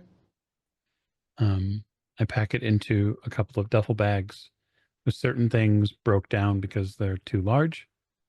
And then I set about the house for a good 10 minutes, spraying antiseptic and other chemical laced things to irradiate the, potential track of any sort of others that might have been here. So like I wiped down doorknobs, the whole business. You clean the house as best you can. Yeah. And after that, how are you leaving? Departure Oh, plan? well, I mean, my lifestyle affords me a vehicle here, so I'll just use it, Okay. even if it has to be a one-way trip. Yeah, you take the house jackrabbit out. Mm-hmm. Okay. Rusty, I heard something about punching a cop. Well, yeah. I want to see elbowing. an unarmed roll from you, if I may. Yes. Yes, sir. Hey. Is that true? Hey. So, as you are surprising this cop a bit, as well, he wasn't quite ready. Oh, by the way, did you apply your dice penalties for being all but 3 boxes of wounded? I'm not sure how to do that, so no. So basically, the way it works, you take damage in Shadowrun. Right? If I look at your damage track for Rusty, your physical damage track is on the first page of your character sheet, and you are at 6 boxes. It tracks from the left to right, top to bottom. Okay, so 1, 2, 3, 4, 5, 6 are filled in right now for you. Huh? Okay, so you are at -2 dice for this roll. Okay.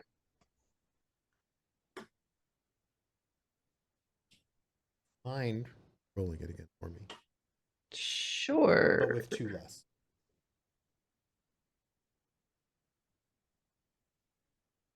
Okay.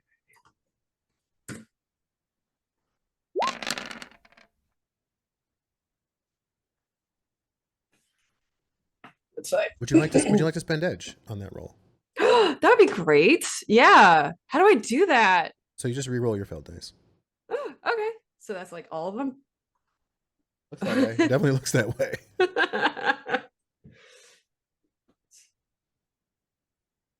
Okay.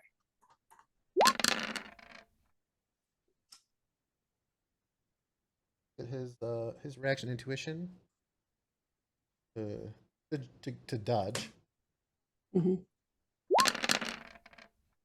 Hey. Okay. So you throw an elbow. You feel your elbow kind of get stopped by a forearm. It says, "Look, buddy, don't make this any harder than it needs to be. I would hate to have to get you on resisting,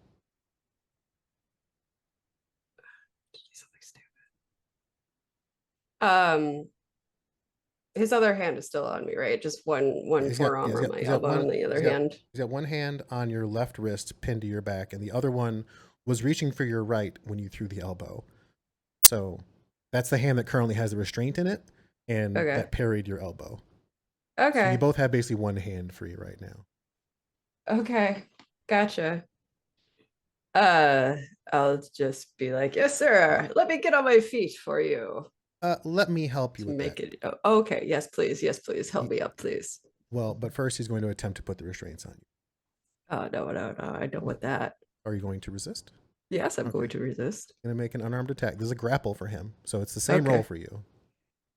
Same. Okay.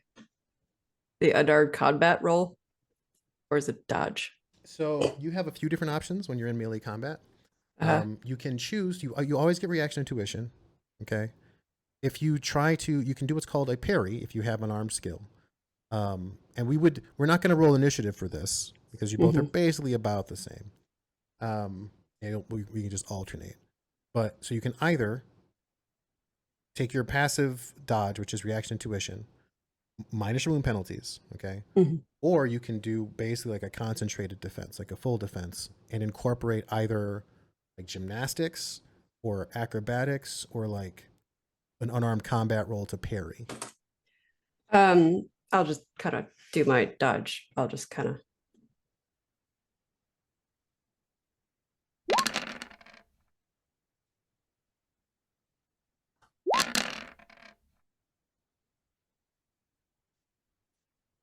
You said reaction and intuition? Okay. Oh, wait. No, -2. Sorry. -2. Goodness gracious. It's tricky. This is the first time we've actually had to operate with wound penalties. Okay. So when he goes to put the restraint on you, you pull away the other hand and get to your feet. And basically you're standing on your feet in front of a cop with a restraint in one hand in front of the open door. Yeah. I pull out my streetlight special and point it at him. Oh, hey now. Or not? No, you do. Or not? No, you do. Okay. You pull it out. I saw Saint's look. I'm like, wait a second. No, Saint. So he says, "Oh, hey now, buddy. That's not. I'm not doing anything. I'm not going to do anything, and I don't intend to do anything. I just came here, and then I pulled something out of Hammer's face. Just came here to steal this.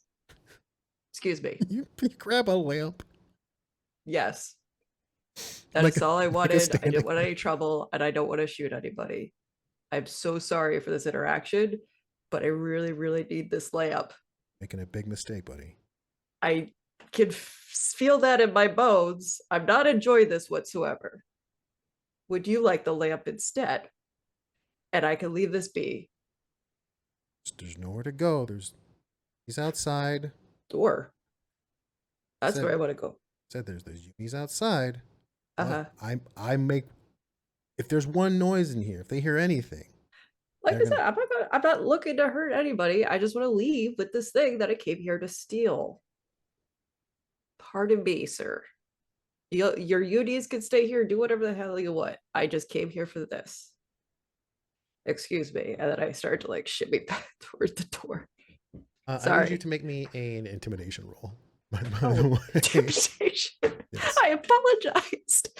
The most intimidating of us. Oh gosh. Don't tell me that's a skill that had to be active. Yeah, it's also charisma based. Oh God. Yeah. But you will get a bonus of +1 for pointing a streetline special item.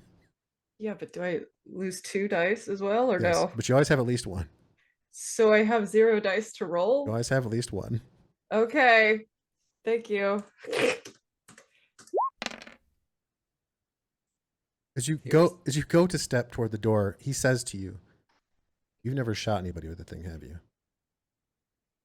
You're pushing it. Look, if you run out that door this way, your life changes forever. Okay? As of right now, maybe breaking and entering, maybe a little of obstruction of justice. I just had some questions for you. Okay? I'll answer them at this right now. What do you need to know? Got me in kind of a pickle here. Okay? I need you to put the gun down and we can hash this out. I put the gun away, but I take out my knife. As soon as you put the gun away, he draws on you. Oh, fuck me. Um, Not street smart at all. I'm gonna leave you there again. So, Cowboy and Mercury. Right around the time you're finishing your drinks, your phone chirps, Mercury, and it just says the words outside. Okay, so promise me you'll be normal. When am I never normal? You're always, you know what I mean. So, You don't want me to finger gun trying your to clean girl? themselves up a little bit. She's gonna try to look pretty nice. And then she'll head outside. Waiting for you outside is a pristine white van, classic van. It is definitely not modern. It's the like most late, murderer van. it's like late. imaginable. It's like late 2020s. A classic white van. No back windows, no side windows, tinted windows in the passenger and driver side. And the side door slides open. You don't see anybody in there. The side door just slides open. There's a bunch of stuff in there. You see barrels. She'll hop in. Here, pass me the stuff.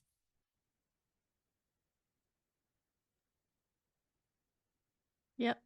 I passed the stuff, hoping we're not going to get murdered And in this murder do you say van. that part? No, but in my head, my face is just very okay. You can hear faint music, like classical music playing.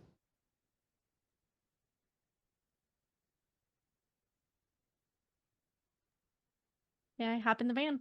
Okay. Door shuts on its own. Van kind of quietly hums and pulls into traffic. The back of the van is gated from the front, so there's an obstruction in the way, a direct line to the front door. You're in the back of this van. There are chairs back here. You see two of them. Both chairs have restraints on them, like attached to the chairs. There's no one in them currently.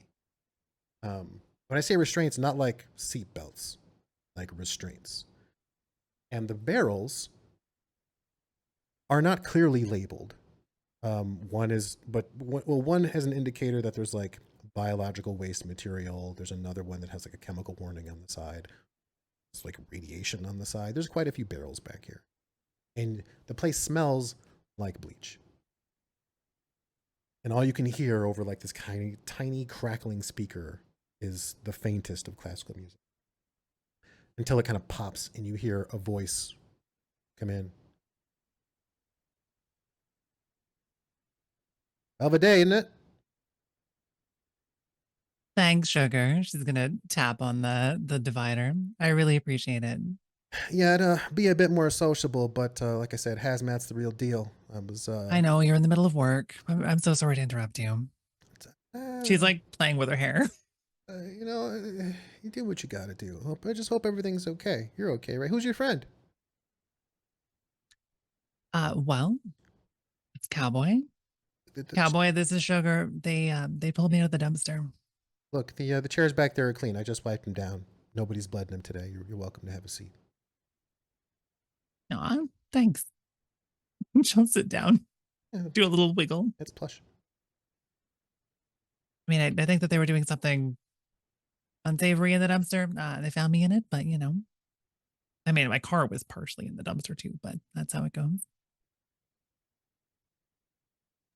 So where are we headed?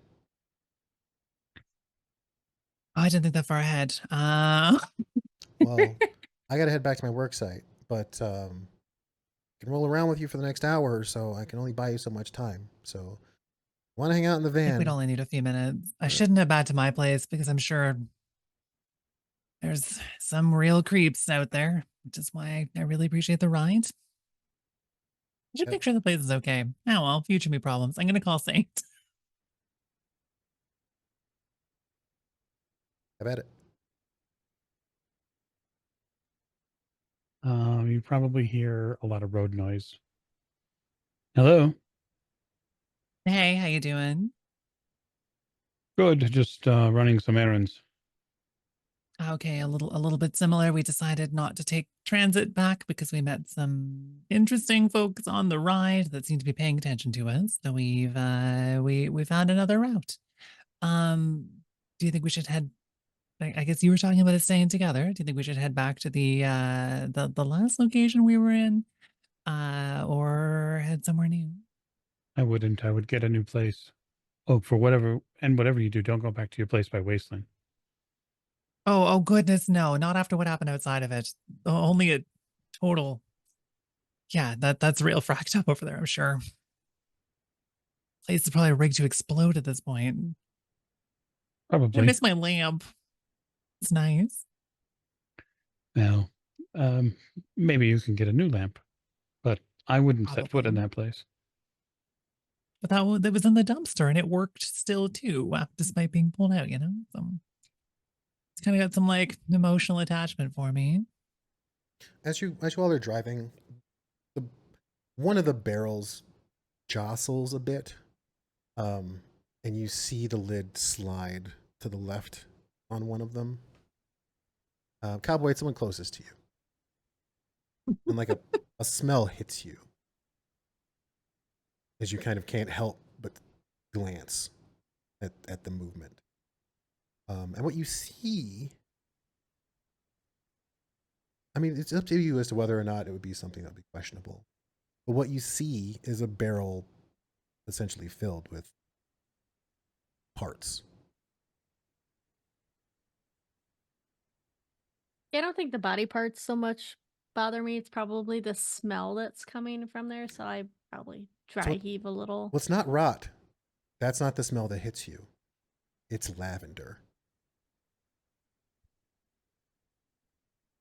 Like somebody decided to make it smell pretty before they put it in the container. Abundance of, yes, like an abundance of lavender. Imagine how much air freshener it would take. It's that much lavender. And it like spills into the back cabin. Oh, well, I feel a headache coming. Well, I'll reach a hand over and try to secure the lid. Oh yeah, it goes right back on. Is there any like cleaning equipment back here? Oh, there's tons. Yeah, well, yeah. Yeah, it's gonna get a cloth. Don't put your fingerprints on that. Don't wipe it down. So I was sitting on the floor instead of one of the restraining chairs, so I'm sure I get some of that. Any liquid on me if it spilled out. No, it's not spilling out. It's not that messy. Oh, okay, good. Because that would be gross. Yes.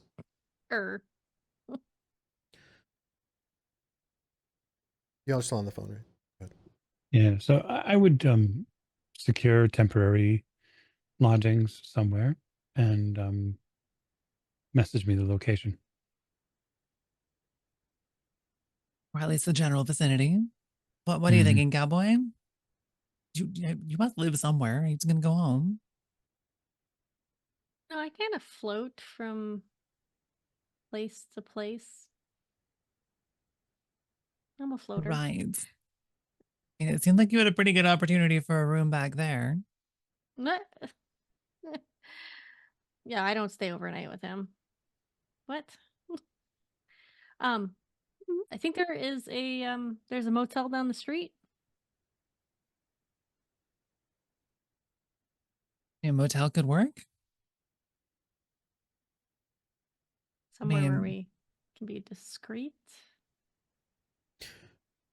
Well, while you all decide where you're going to park your bottoms, and while Rusty stares down the barrel of a Colt Manhunter, we're going to take a little bit of a break. We're going to, stretch our legs, maybe evacuate bodily fluids if it's essential, maybe say your prayers to gods if you have them, or maybe you find them. But we're going to go to a quick break screen, and then we'll be back in, we'll say, 7 minutes. Sounds good to me. All right, and we will see you all then.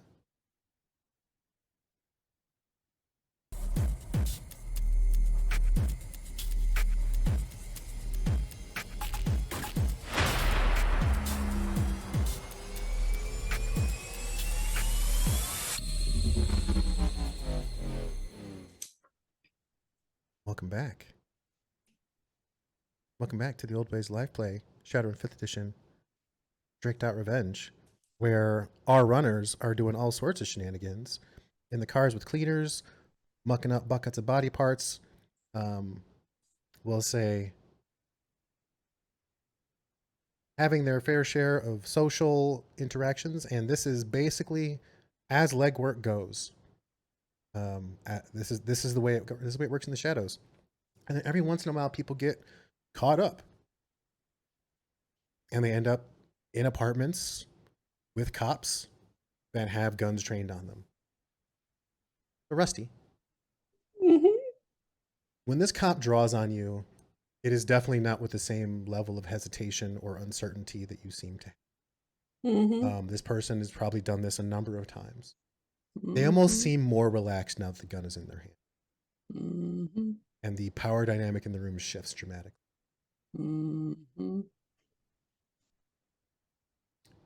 He says, I'm only going to ask you this once. Put your hands behind your head. On your knees. Now.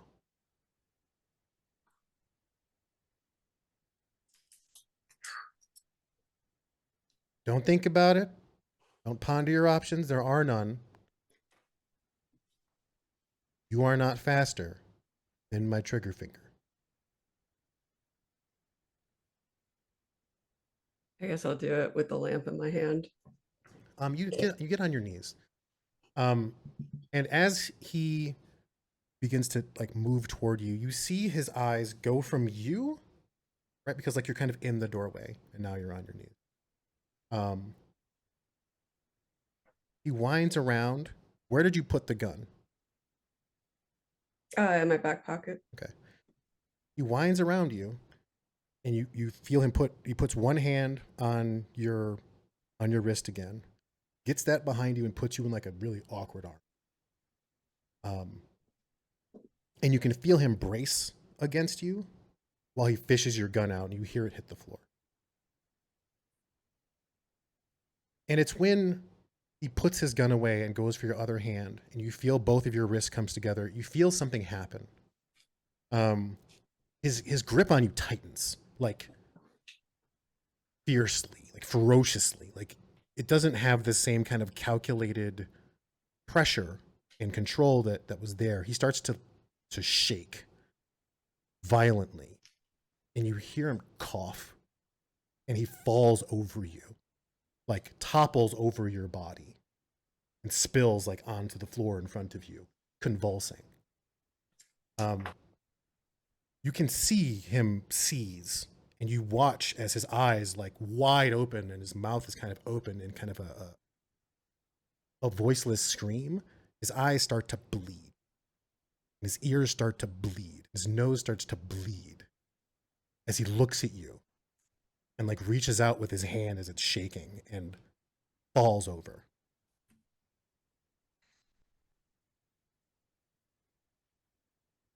And then you realize someone is standing behind you. Still kind of like this. I slowly turn around and look behind me. You find yourself staring waist level, basically, at a pair of relatively dingy, straight-legged jeans, a larger belt buckle, like a long brown leather duster. You look up, and you see the face of someone staring down at you who, much like you, seems to have been through a lot of surgery. You're not really sure what their face used to look like. But whatever they used to look like, they've been stitched together repeatedly. And as he's looking down at you, kind of tilts his head. And behind, like under the shadow of the rather large Stetson that he's wearing, you can see like almost like an LED blue hue to his eyes. Like they're not natural. This is where you get up. quietly do so. Thank you. Don't. Oh. I didn't do this for you.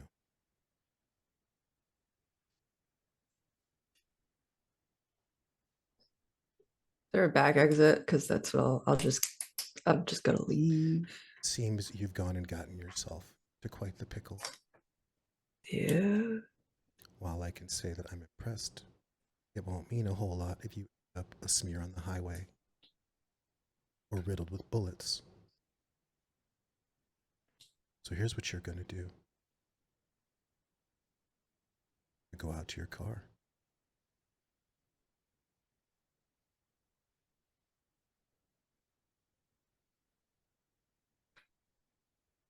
As I promise you, the same gun that killed Lucy will be looking for you.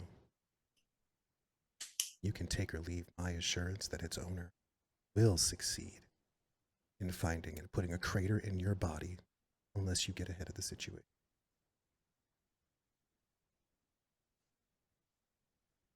When he reaches into his jacket, you freeze. Like you feel yourself kind of as he produces a small card.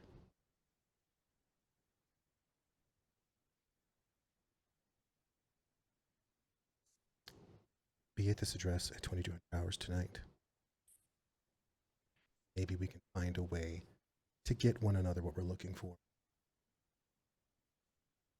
I don't expect you to trust me. But when you tell your friends that I'm the one who gave Pushkin that chip, you can decide whether it'll be worth your time. Go and leave the damn land. Okay.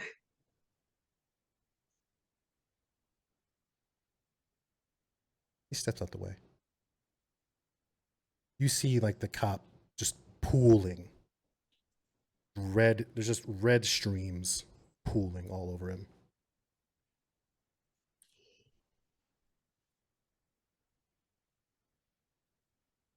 See you around.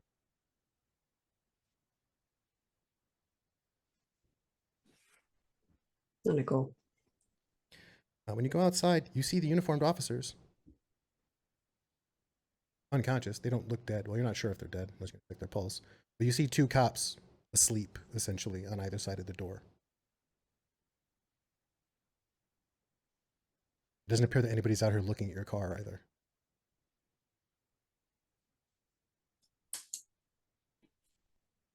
Just beelining it to the car. I'm not. Okay. You rip the tarp off. Are you driving manually or are you rigging? Manually. Car runs like a dream. Drives beautifully. Where are you headed, or are you? I'll just generally head where I think this car might fit in the most neighborhood wise, and I just sort of figured like downtown, like where not all the these Barrens. like Yeah. Not the Barrens. just kind of head there.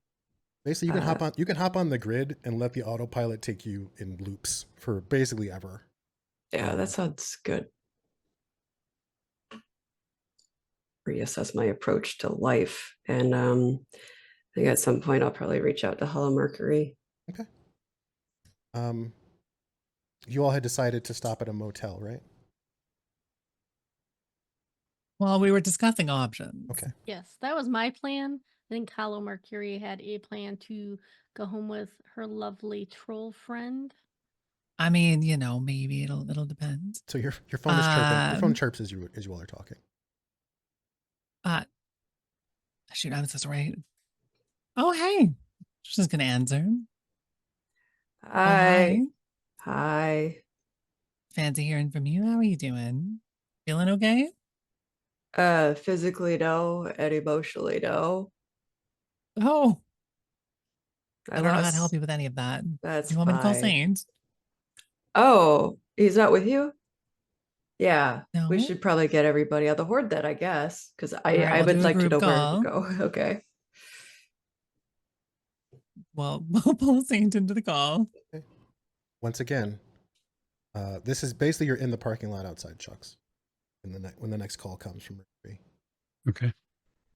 Answer it. Yes, Mercury. Hey, this one's actually secretly from Rusty. Hi. Hi. So what's up? You said you were in some kind of emotional and physical distress? Yeah, physically from the surgery. Emotionally, I would talk in person. So, where would you like me to go? Oh, We talked about you securing a temporary location, Mercury. yeah, no, I can do that for myself. I wasn't planning it for all of us, but I could see about that one. It's a It's a temporary different spot. question. You do a motel. You hear, Certain. you hear a voice piping over the PA. Well, not that I was eavesdropping, but I can't everything that goes on back there. I mean, I did just empty a house that I know is empty. I was hesitant to ask, but I felt like you might know an empty house. I mean, I literally just emptied a house. I was on my way back there. And if you all want to give me some time, and cover the overhead, I think I can do that happily. it sounds like you need a place where you can hunker down for a while. It sounds like it's more than just you. So, I mean, I was initially planning to find a place for only me. But maybe it would be ideal to have a spot for the rest of the group. I promise I won't Hey, make what are you trouble. doing in a couple of nights? I'll head there. You can decide on your own. Okay, sounds good. Sounds good.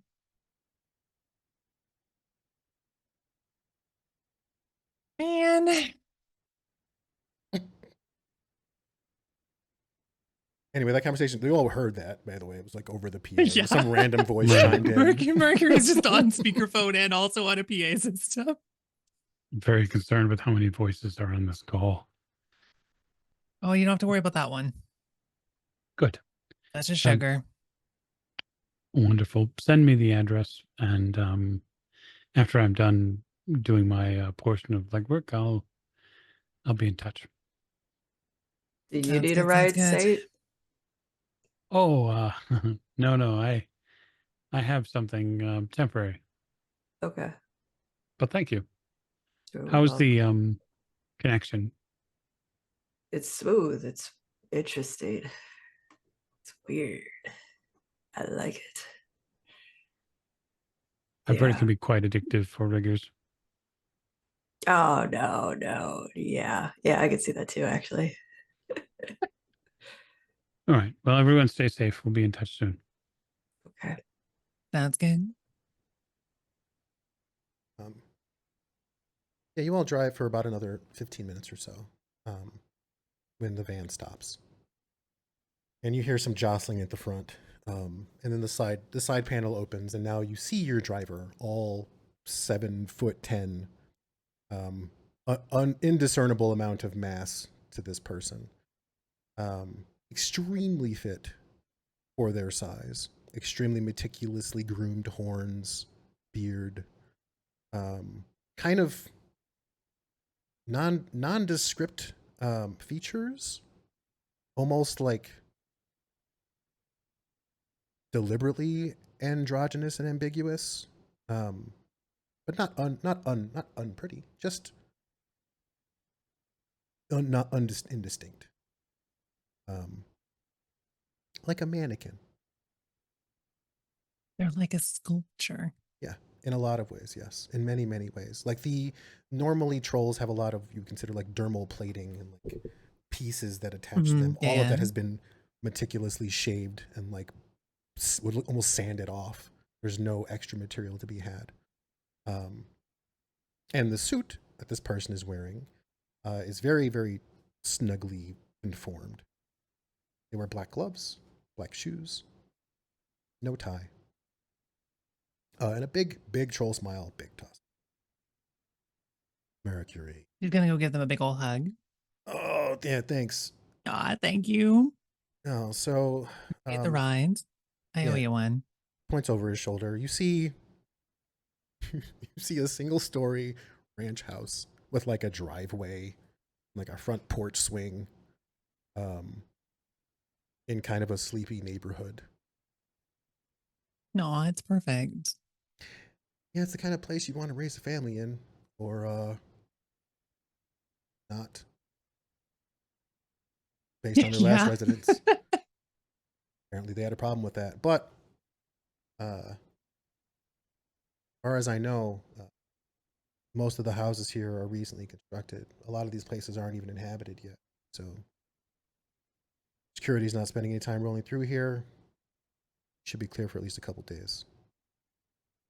Well, I think a couple days is all that we need. Of I'm going to have to come back and clean this place up when you're done, though. course. And honestly, that feels like a business expense. Let's hope so, because it's not cheap. How many people are staying here? As far as I'm aware, only 4 of us. I probably should stay with them. Just tallying up the genetic material here. Mm-hmm. It'll be about $2,000 for the cleaning. You don't have to worry about it right now. We can tally up when I get.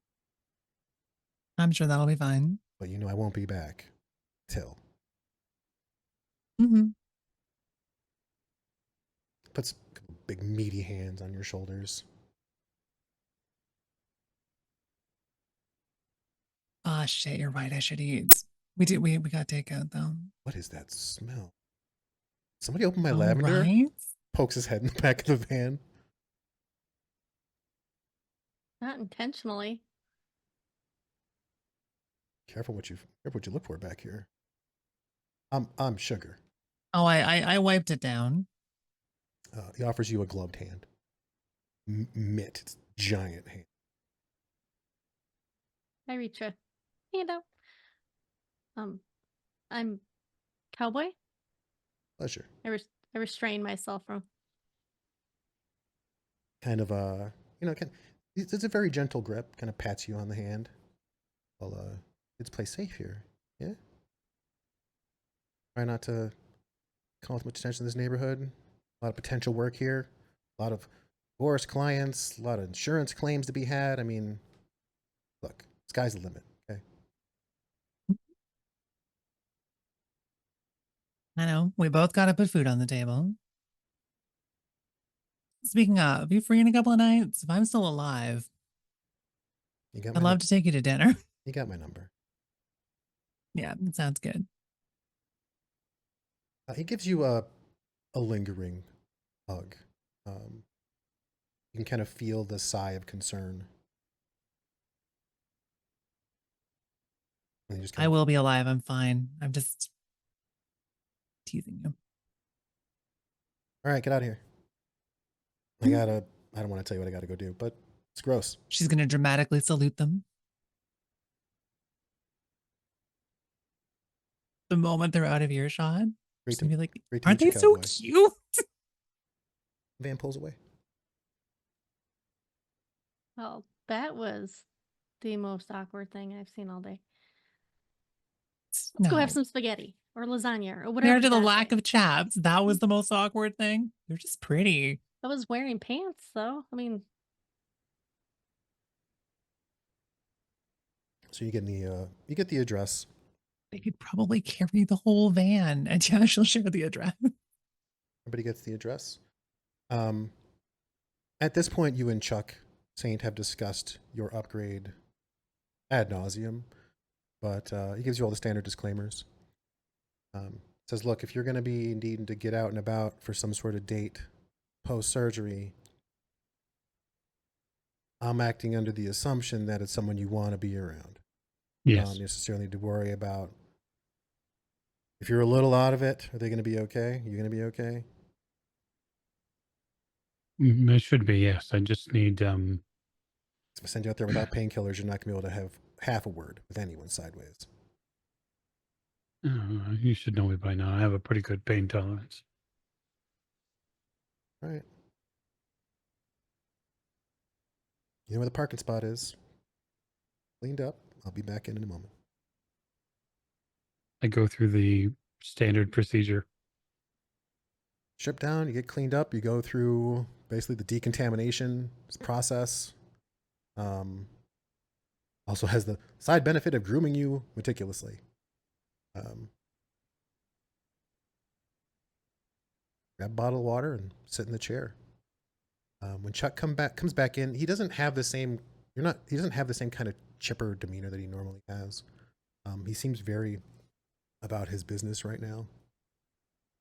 And as he kind of holds the gas mask in his hand for the sleeping gas, what's the word? Word for the stuff they give you to put you to sleep.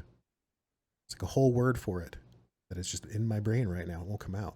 Anesthetic? No, it's no. Anesthesia. Anesthesia. Thank you. Whew. Yeah. Yeah. He's holding the anesthesia. Kind of looks at you. He takes a big old pull on it.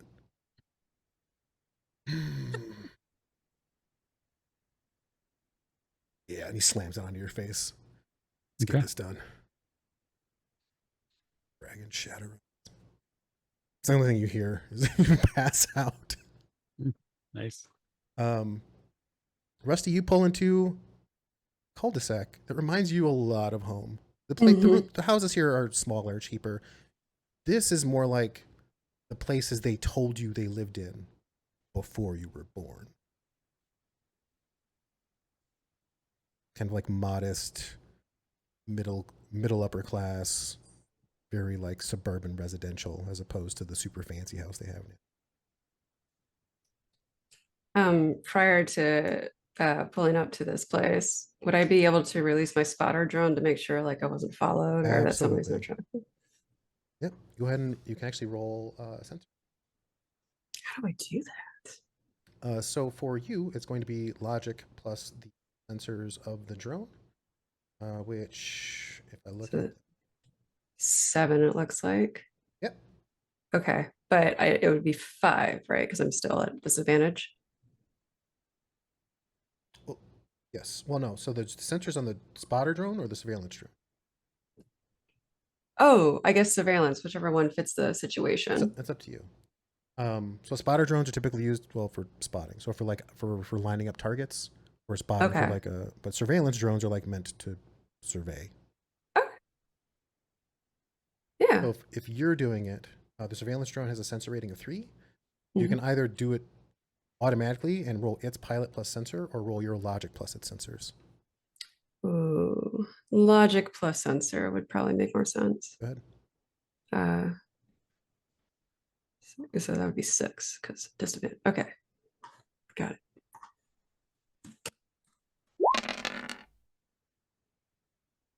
You are relatively certain that no one followed you in this neighborhood, let alone this cul-de-sac. Okay. Well, then I pull up to the house. This isn't one of those places where you do a lot of street parking, so you know to park in the driveway. And put tarp over the car. Gingerly knock on the door and stand back with my hand on my gun. Yeah, at this point, you all are. I don't have my gun. Face deep into Italian. No, you do not have it. I don't have my gun. Mercury will answer the door, doing her absolute best, like housewife impersonation. Okay. This place is furnished, and there's still pictures on the walls. By the way, there's like clothing and goods here. The kitchen is still stocked. I mean, it's free food. Yeah, just letting you know. Welcome. Oh, cool. It's you. Yay. Yeah, come on in. Thank you very much. And I downed some of those pills that the doctor gave me.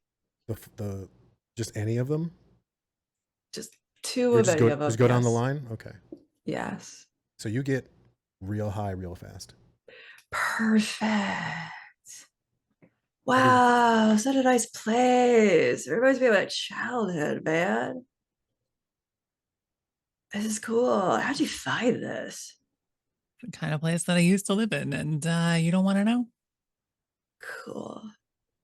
I It's all appreciate it. decoy stuff. Ignore the pictures. Just there to sell the image. Gonna look at Cowboy and nod aggressively. Yeah, I just turn around and go back into the kitchen and go, I don't have time for I'm gonna go eat some lasagna. It's delicious. I start to empty my pockets just because I want to get even more comfortable. And then I see the card like, oh yeah, 2 hours. We gotta be here. Or I don't know. Gotta What? be here. Were you driving like this? Luckily, no. I think. Okay, let's get some food in you. She's gonna go Oh, raid the yes, please. fridge. Yeah, the address that is provided is in Pile Up or Puyallup, depending on who you ask. Yallop. Yallop. Yeah, it's in the southern end of Seattle. Basically, there's the Redmond Barrens and there's Pile Up, and those are like basically the most dilapidated places in town. Puyallup is actually where the DMZ is. Oh yeah, okay. This location is in the So- DMZ. You're telling me we need to be in the DMZ in 2 hours? Why? It's 2,200 At hours. 2,200 hours. Okay, in a 2 few hours. hours. Yeah. Oh, you asked me why. Oh, right. Please. Sorry. So a lamp was involved. It was very important to me. And then this guy was like, drop the lamp. And I'm like, fine, I guess. And then he gave me this business card and talked about like safety pins. That some safety pin guy gave this to him. Or no, oh gosh, safety pin guy, put, okay. I'm here, push pin. Gave. Push pin. Okay. I Something know about push it came pin. from like push pin to this guy to now you. I don't know any of these words, but apparently y'all, I can think, do. Oh my God, I walked away from dead people. What? What happened? Uh, Weren't you just at the doctor's? She's like making you pasta. yeah. Yeah, I was at the doctor's. So yeah, push pin. Is associated Okay, with the there were- person that gave me that card to tell you guys that, yeah, 2,200 hours to meet them there. Oh, Pushpin gave me these as I empty my pockets with the cred sticks There's 3 certified cred sticks. Wait, to which help kid us with gave our you mission. those? Somebody associated with them, maybe. The I name was thought the thrown doctor around. did. Oh, no. No, yes. Doctor gave me, I shouldn't be talking right now, but the 22-hour thing, that is accurate. Okay. That's And burned in where my did brain. you see dead people? By my layup. Well, by your layup. Wait, what do you mean by my layup? Um, Two of the Barons? so I'm gonna go to bed. Good night. And then I just walk away, zombie like. I call my neighbor. I don't want to talk anymore. Don't call your neighbor. It's fine. Which Nothing neighbor are you calling? happened. Are you calling Dr. Mona? Are you calling Francis? Dun, dun, dun, dun, dun. My list is on this page. I think that's Vega Almasi. It's her actual neighbor, or at least Okay. was. I guess isn't anymore.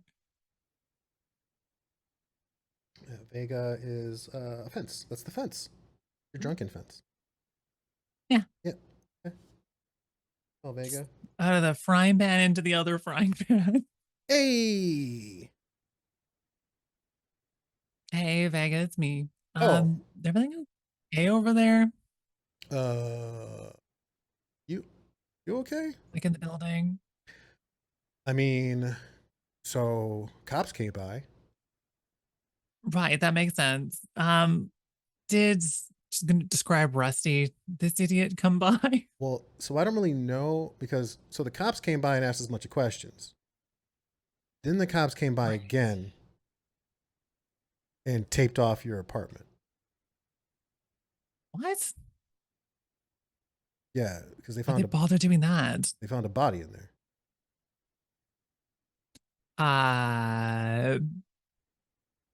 Okay, stay safe. What the shit?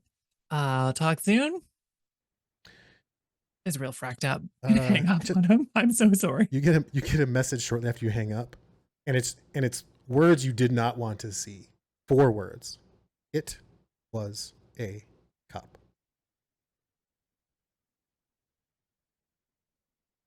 What? Gonna go find Rusty in the house. I am sound asleep in the corner. You're being shaken away. Rusty, you are rapidly sober due to the fact that once you get shaken, all of your pain receptors kick in, and you realize how sensitive your nerves are right now. Sobriety crashes on you like a ton of bricks. Drugs. I need more What drugs. did I do? Hold up. Drugs. Shit, I left them in the living room. I didn't do anything. Let's clarify that. And then I go to the living room and grab my drugs and take 2 more pills. I didn't know where to meet up Drag everybody. you to Cowboy. She's gonna grab you and start pulling you. Jesus, just a sec. Wait for this to kick in. Just wait for the pills to kick in. I'm hurting. You actually are starting I understand that.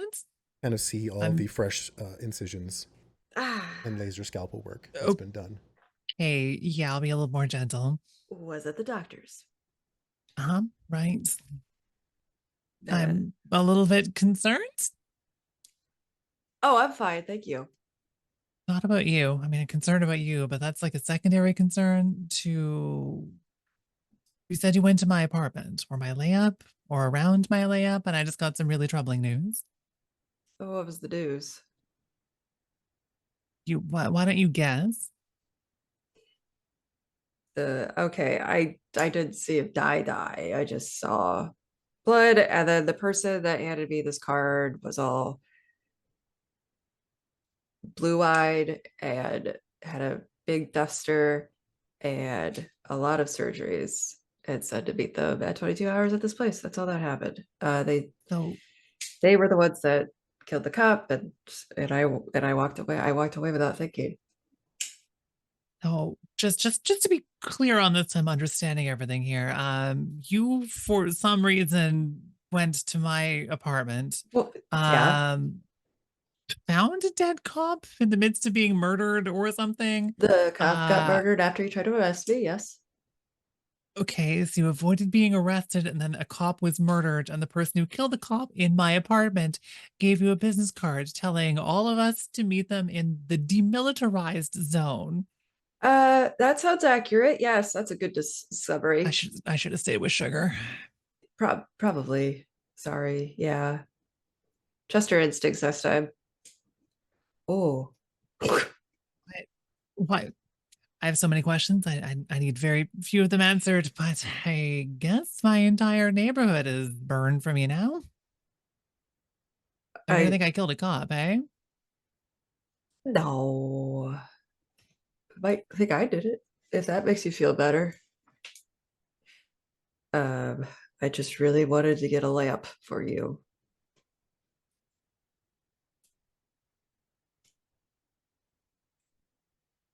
I'm laughing in the corner at this point. Great. So now that this is kind of... I wish we had communicated beforehand, or I would have told you to absolutely not go. There was a reason I wasn't going home. Well, I forgot. I just wanted to sleep and rest, and I that was the only base that I knew of because I can't go home. But I just kind of autopiloted my way there and didn't think twice about it. I thought everybody would be around there. Communicate next time. That's a good idea. How are they gonna think it's you, Rusty? I just assumed because I went into the apartment and left the apartment, and there was a dead cop there, and I don't know how the other guy left. So was there video? Did somebody see you?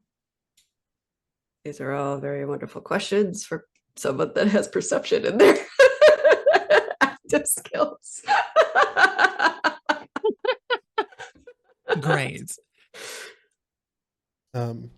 So with this information kind of cooking, it's still there's still some time. It was like early afternoon when all this went down, so there's still some time until 2200 hours. You eat your food, people get some rest. Saint, you wake from surgery in the clinic. This is not an unfamiliar sensation for you. No. However, there's something, you can feel something in your veins running around in there and viciously attacking your pain receptors. You awake to basically this sound. As you see Chuck with like a Stuffer Shack cup in his hand, like sitting cross-legged on a stool watching you. Just passing the time. Well, you know, I don't usually have that much running through somebody's system right away, but you seem to be receptive. Lucky for you, you got good genes and a nice pumper. Yeah, well, I'll make sure to thank my mother and father the next time I see them. Yeah, you should do that. Look, that stuff's gonna wear off, but it'll get you through the night. I've got stim packs and other things if I have to hit them. What you should hit is a damn bed. Gently. I'm gonna ease myself into a sitting position to try to gauge how bad it is. But what you feel immediately, and this is a problem that many people who train intensively understand, intuitively, when your muscles are trained past the point where your connective tissue has been kind of braced for, has been kind of built to be resilient for, there's like a straining that happens. You feel like every muscle in your body is primed and flexed. And it feels like every tendon in your body is like strained to the point of popping. That's how you feel, like physically. You feel like everything is made of taffy right now. Mm-hmm. Like you feel stronger than your connective tissue wants you to be, is where you are right now.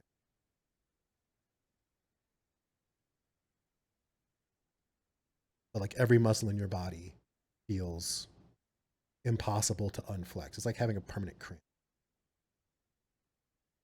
Oh, this is what I paid for. This is what you paid for. And, you know, like I said, surgery went without a hitch as far as everything here is concerned. I was even able to use 90% of your old incisions. Not a whole lot of extra scarring there. He shows you a mirror, managed to apply some toner to your cheeks. Look at that. Look at that jawline. Look at that jawline. Well, Sharp as a razor. Looks you in the chin. I'm certain my date will appreciate it. Oh yeah, your forever throbbing pectorals. Just don't go I don't know, doing anything. It's a complete social call with no histrionics involved. Yeah. Your phone's been blowing up, by the way. Oh shit! I go over and check it. You see an address. Whatever message Mercury left for you, plus the address. Okay, that's it. That's all that's there. Yeah, it's just been address. Actually, maybe safe. Maybe it wasn't that. Rusty's insane. I swear I heard another phone. Soon? I'm gonna check my other phone. You grab the phone that you were given. Right. That is vibrating. The one that you got when you were outside the Grim Reaper's bar by that fella. And when you open it, you see two pictures. One looks like it's taken through a doorway, and you see Rusty with like a gun out, pointed at a cop, or pointed at somebody who clearly looks like a cop because they have a badge on and like a trench coat. Mhm. And then you see a second picture of that cop laying in a pool of their own insides.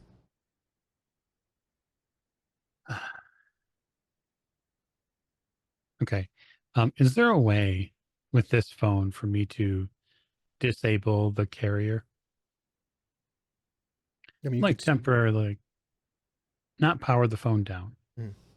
but disable it so that way it's not sending any or receiving any signals. Oh, sure, yeah, absolutely. I'm Like, going to it's do like that. airplane mode. Yeah, basically. Mhm. Basically, I shake my head and I put the phone away and I look at Chuck It definitely looks like it was inside of Mercury's apartment, by the way. and I say, "It's going to be a long night." He offers you a bag of fries. Take these with you. You're gonna need the carbs, buddy. You're going to offer me these carbs, yes, but then the entirety of my weekly allowance for sodium as well.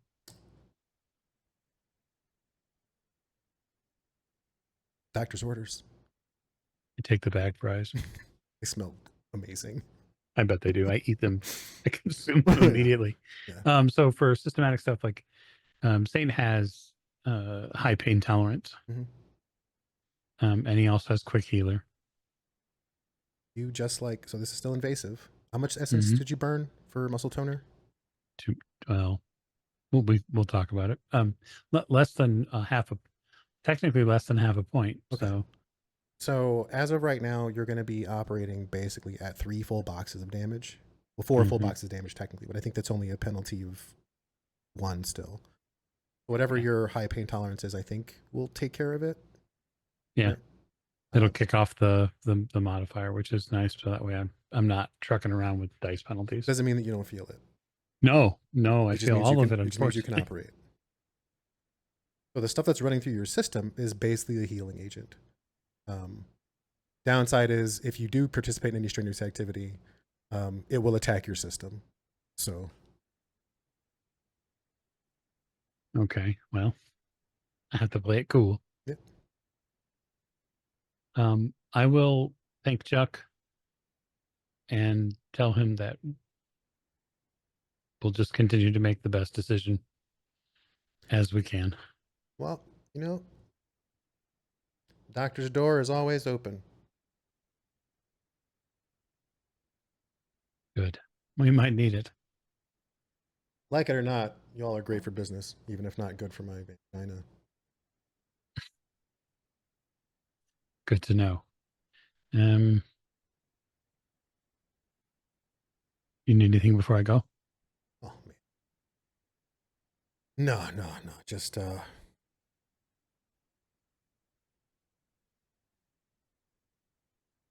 deja vu. I just see so many go down this path. There's a part of me that like really proud. See people stand on their own, stand for something. Most of them just end up dead.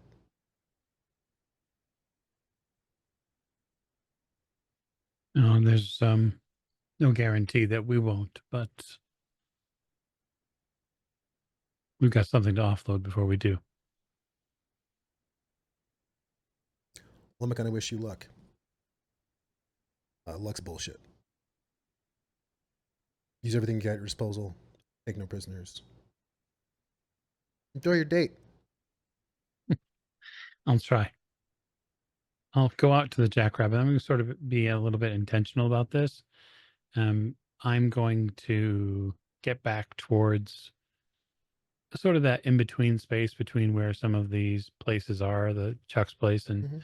where the middle lifestyle is. And then what I really want to do is I want to pull over in just a common sort of light commercial area. I want to park that car somewhere. Okay. And then I want to program the autopilot for it to go home. Okay. Easy to do. And then I take my bags and I walk away from the car. You walk into the address. Yeah. So some more time passes. basically, it's right around, say, 2100 hours when you walk up to the house. Pleasant little cul-de-sac. Eating has been eaten. People have dozed off here and there. Maybe people are watching the Trid. Maybe people are listening to music. Maybe they're watching the news. There is nothing on the Trid about the dead cop and the Barons. Most of the news is wall-to-wall coverage of the Renraku arcology failing. Press tours with Mercurial's agents. Lots and lots of coverage. People trying to get in to talk to CEOs and powerful people. How is Saint approach the house, by the way?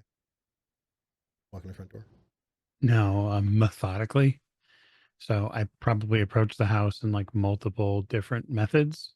Visually, I expect the house to be cased, and so Perception for me. okay.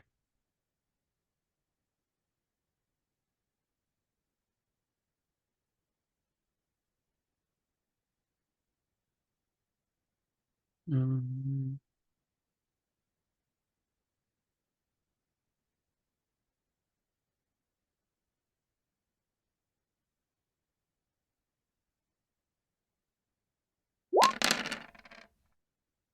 three.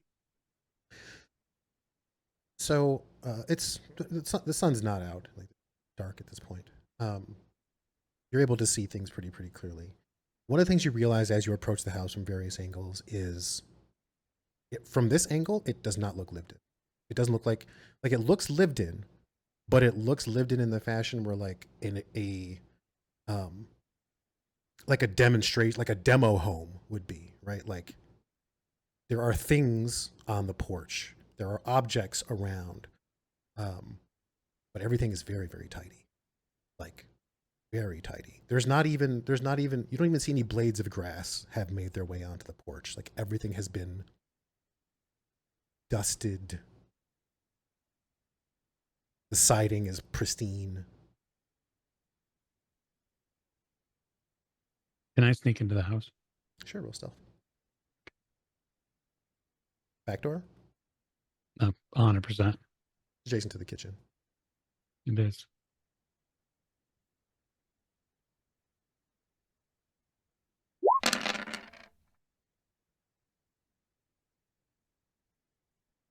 Okay. Is anyone in the kitchen?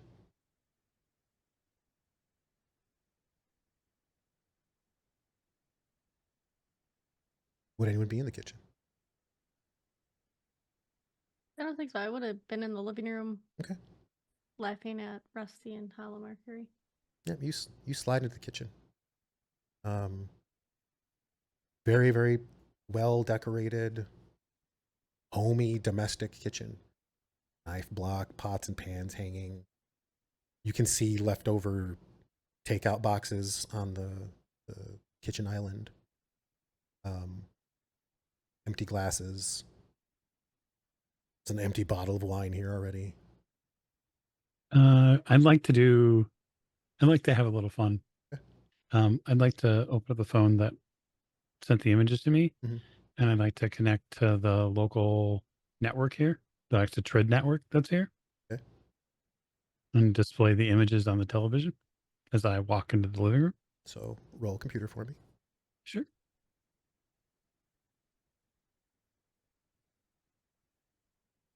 Threshold's a little higher because you're using impromptu tools, but not that high. Sure.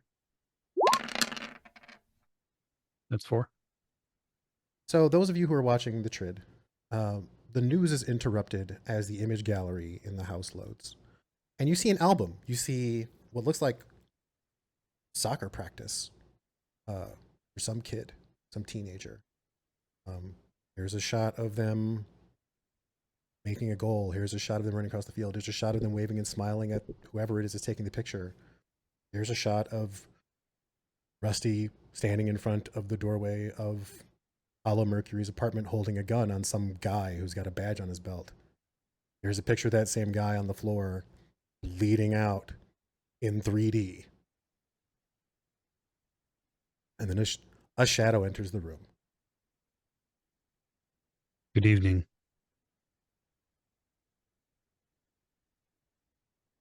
Right. Oh, hey, from the front entrance. When did you get here? Just now, I snuck in the back door. That's creepy. Just Fair a little enough, though. test. Was actually interested to see if anyone was paying attention to what was going on around the space. So far, the house exterior looks exceptionally clean. It's even cleaner inside. Doesn't even look like anyone lives here. Which I suppose is the point. Rusty, how was your evening? You know, go out for a walk and you just kind of run into some folks. Just Yeah.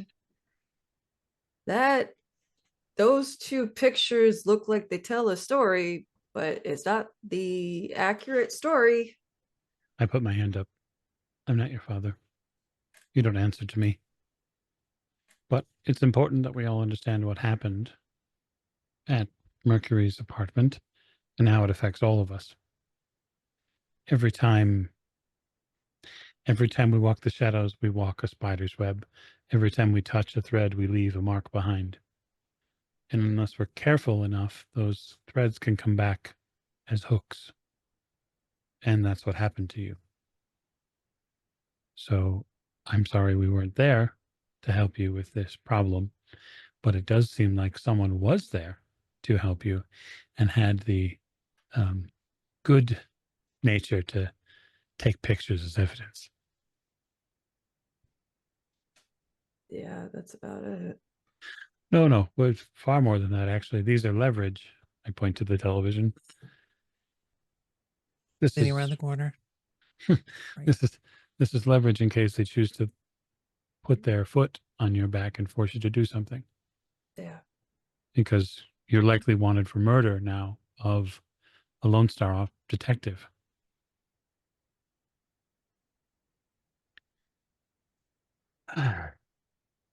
Yeah. But can't do much about that right now. So Where did you get these images? they were sent to me From Like- whom?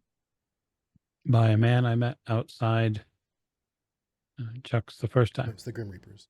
The Grim Reapers the first time. Oh, I think I remember that. Right. Yes, he offered me a phone, very interested in seeing what we were going to do with our lives and our, well, package. He specifically wanted to know. Sorry, repeat that for me? Oh, he specifically wanted to know. He wanted news on Lucy. Right. Sorry. Yeah. Okay. So I was just letting you know in case you were lying. No, I'm Yeah. not lying. Yeah. I would not actively lie to my team members unless I absolutely had to. He wanted news on Lucy. Yeah. So this man is looking for Lucy. And at the time, I pushed him off a little. I played dumb. And the idea was to buy us time because I didn't know who he was. And we haven't had a chance to really put our fingers into figuring out who he is. He's faceless, the man in a trench coat. Although I don't suppose, Rusty, you may have gotten a better look at him. I mean, we could probably get a better look at him at 2200 hours. He gave me a card with an address to meet him at. Right. That's why I texted you that Rusty might be insane. A little bit. Every meeting we take between Mm. now and what we do is going to be important. We have to spend those opportunities as intelligently as possible. Because everyone who isn't the people looking for it to retrieve it for themselves are going to look to us to obtain it for whatever ends they have. Right? It's like, what is that game Americans would play? It's like hot potato. And I think it's important to note here too, like for the team especially, when Saint says Americans, he's sort of othering himself. You probably catch like a slip of his American accent.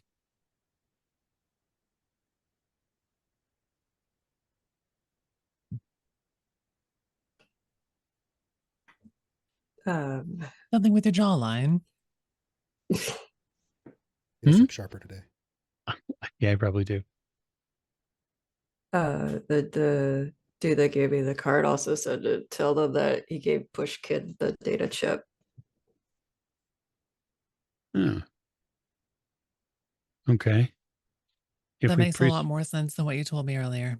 Okay, Push Pit is totally close in my defense, and then I downed 2 more vitamins. Rusty has an array of bottles that all look very, very familiar to you. Yeah, I probably wince a little just at seeing the bottles. Anybody, we've worked together a little bit in the past, so most of you would see that I'm probably just a little stiff in my movements.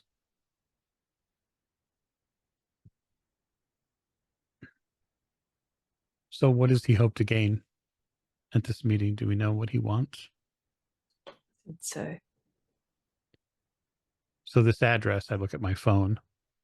Oh, that's the name of the DMZ. Yeah. Why would we go there?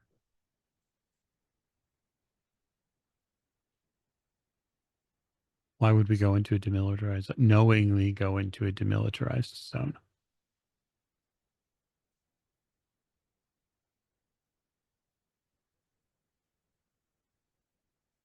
And is the threat that if we don't, they'll release the pictures? I don't think so. I don't think so.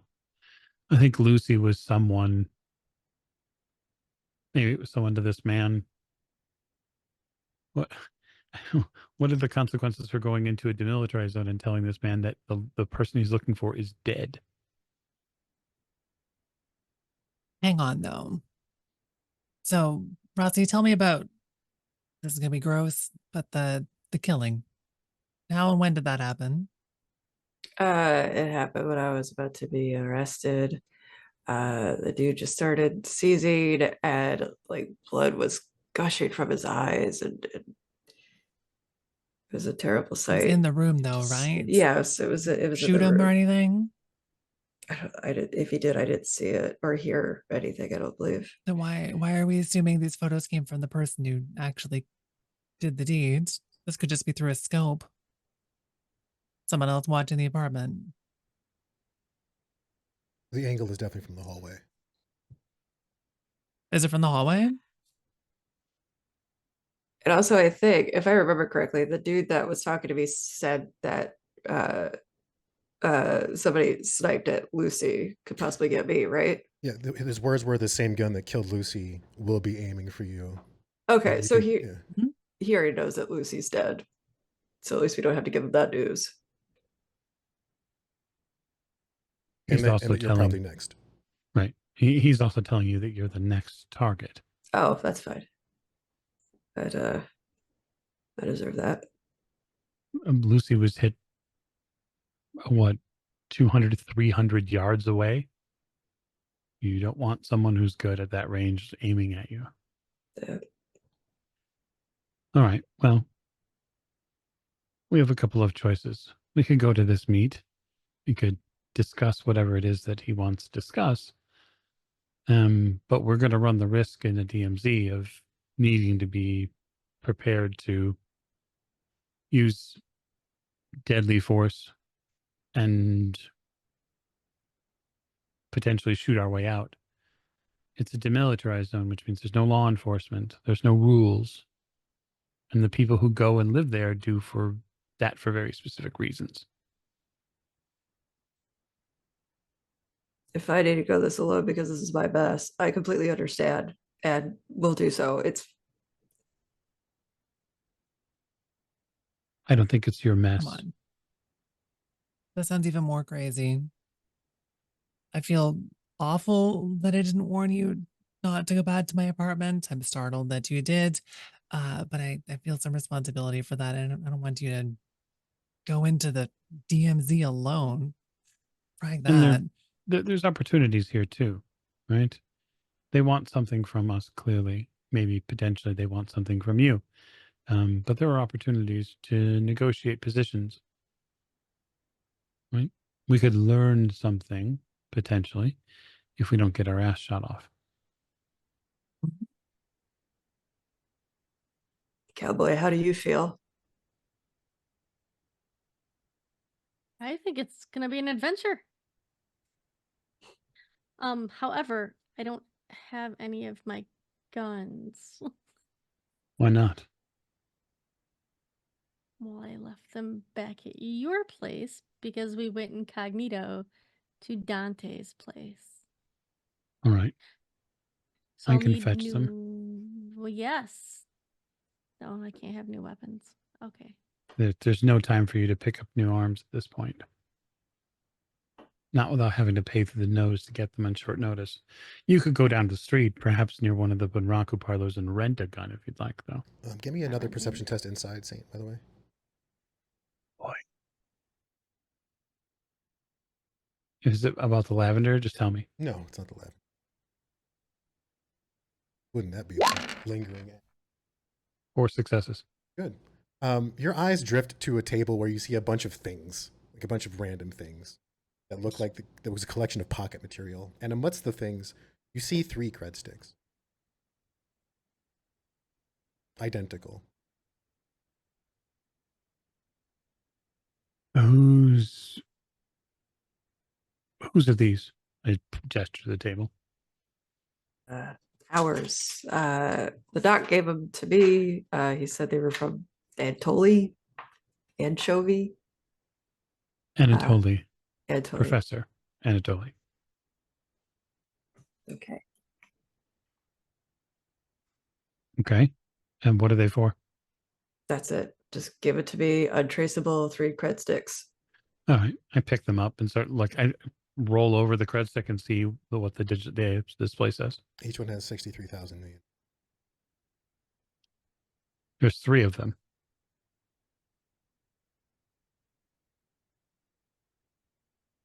Oh, someone's been left out. That's unfortunate. You also, at this point, you also realize that Rusty is going through extensive surgery at this range. Extensive. Okay, well that helps. So yeah, the the hamster in the brain runs a little faster, and then I turn to Hull Mercury and say, "These are certified cred sticks for us to make untraceable purchases." Rusty, I think you got your money's worth. But that's good because you're going to be driving us into a DMZ. Oh, there was a car with a tarp over it, by the way. Okay. Good to know. I am hoping to hear about a date for this evening for me, but I haven't heard anything yet. Oh. Well, that's exciting. Who's the date with? Stop, you're going to make the muscle toner make me blush. Oh, there it is. Ow. Oh. Ah. And I hand him Phil. If you must know, Eden Daywalker. Taking a mental note of that name. Those of you who would be in the know, if you want to roll if you have any sort of socialite or sim sense or entertainment knowledge,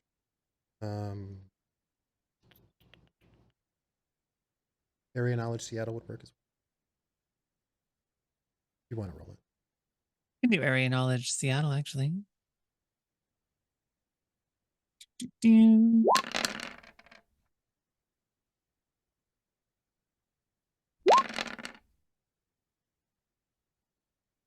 A woo. Morgan, you know that she's a SimSense star. SimSense star is basically someone who stores and uploads, or in real time provides their sensory input to be used for the purposes of enjoying the entertainment therein. So if they were an action SimSense star, it would be like the sensation and adrenaline of action and flying through the air, doing all sorts of other stuff. Eden Daywalker is an adult SimSense star. Like adult. Capital A. Like triple X kind of adult. Well, You've never sampled her wares, so you don't really know. But she's not unfamous. I sample other wares.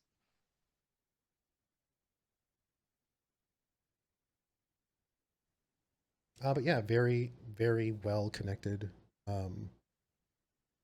Also a bit of a socialite. Hala Mercury, you know, not only is she a Simpson star, she is a personal, we'll say, SimSense escort for a number of high-profile individuals in the corporate world. Ah, well, that sounds like fun. Isn't it a bit of a potential security risk? The entire purpose behind meeting with Eden would be to discuss her ability to get us into where we need to go. Right, but if the day goes really well, I'll probably be back at Chuck's because the muscle toner will have acted up. all right. I guess just, cautious about getting your face in anything. Or you could put like a Zorro mask on. Ever seen those? It's all over. It's not just the face. Once it heals, though, it'll be useful. I just meant for identification purposes for any sort of recordings of experiential circumstances. Oh, Eden wouldn't record me. We have a very professional relationship. Okay. I'll have fun. If you're going, I mean, we're going to go to the DMZ first. Is that your plan here? That's the plan. Yep. Eden is likely only waking up now. Makes sense. Kind of a night owl. So are there any prep that Sounds you're like doing? a hoot. Is there any prep that you're doing before? I know that you were going to go retrieve Cowboy's guns. Is anything else happening? Yep. I'm just making sure Cowboy has the gear that she needs to operate. So it's about a half an hour trip from where you are to the DMZ.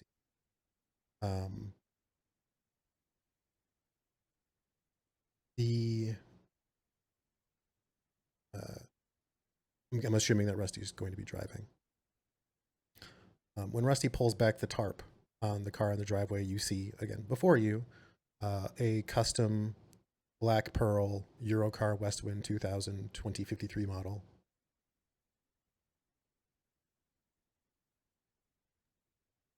It's an exceptional car. With ample seating.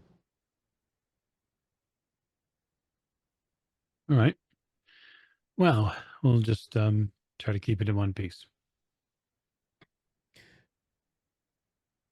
The trip through Seattle into the DMZ is a bit of a journey of context shifts as you move from businesses to bullet holes, basically.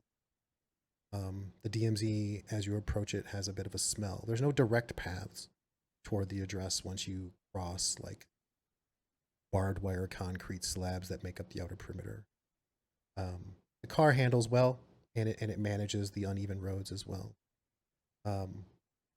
There's an uneasy quiet in the DMZ this evening. Either something has happened or something is going to happen. You're not really sure which. But there's a tension in the air that's palpable. The address you pull up to is what looks like a blown out storefront. There is no front door. The windows have been totally shattered. There's just like the frame of a single story storefront. And there's a person standing outside. You see the light of a cigarette, an ember in the night, underneath a broad brown Stetson, high-collared trench coat. The only other thing that you see of them, other than the light of the cigarette, is the LED.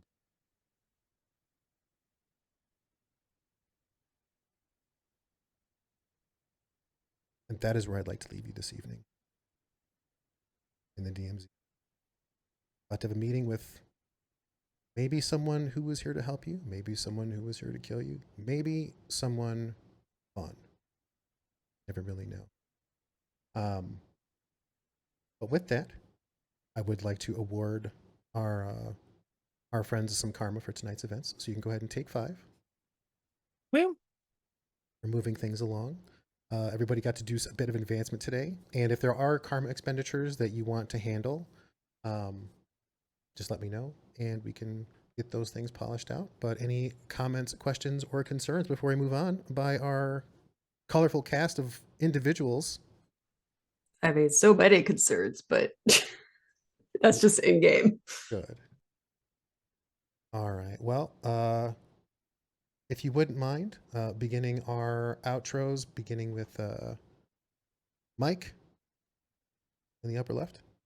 Yeah, absolutely. So I'd like to thank all of our listeners and watchers here on Twitch. Fabulous to have you here in this environment, and very much looking forward to seeing what we do in the streaming space here as the weeks and months roll along. And I am your chief catalyst and creative director for Old Ways Entertainment, which puts on both the podcast and the Twitch channel. And these fabulous people that have helped us create this amazing story for you are also great, and you should totally follow them and shower them with your attention and affection as they so richly deserve. Thank you so much for that, Mike.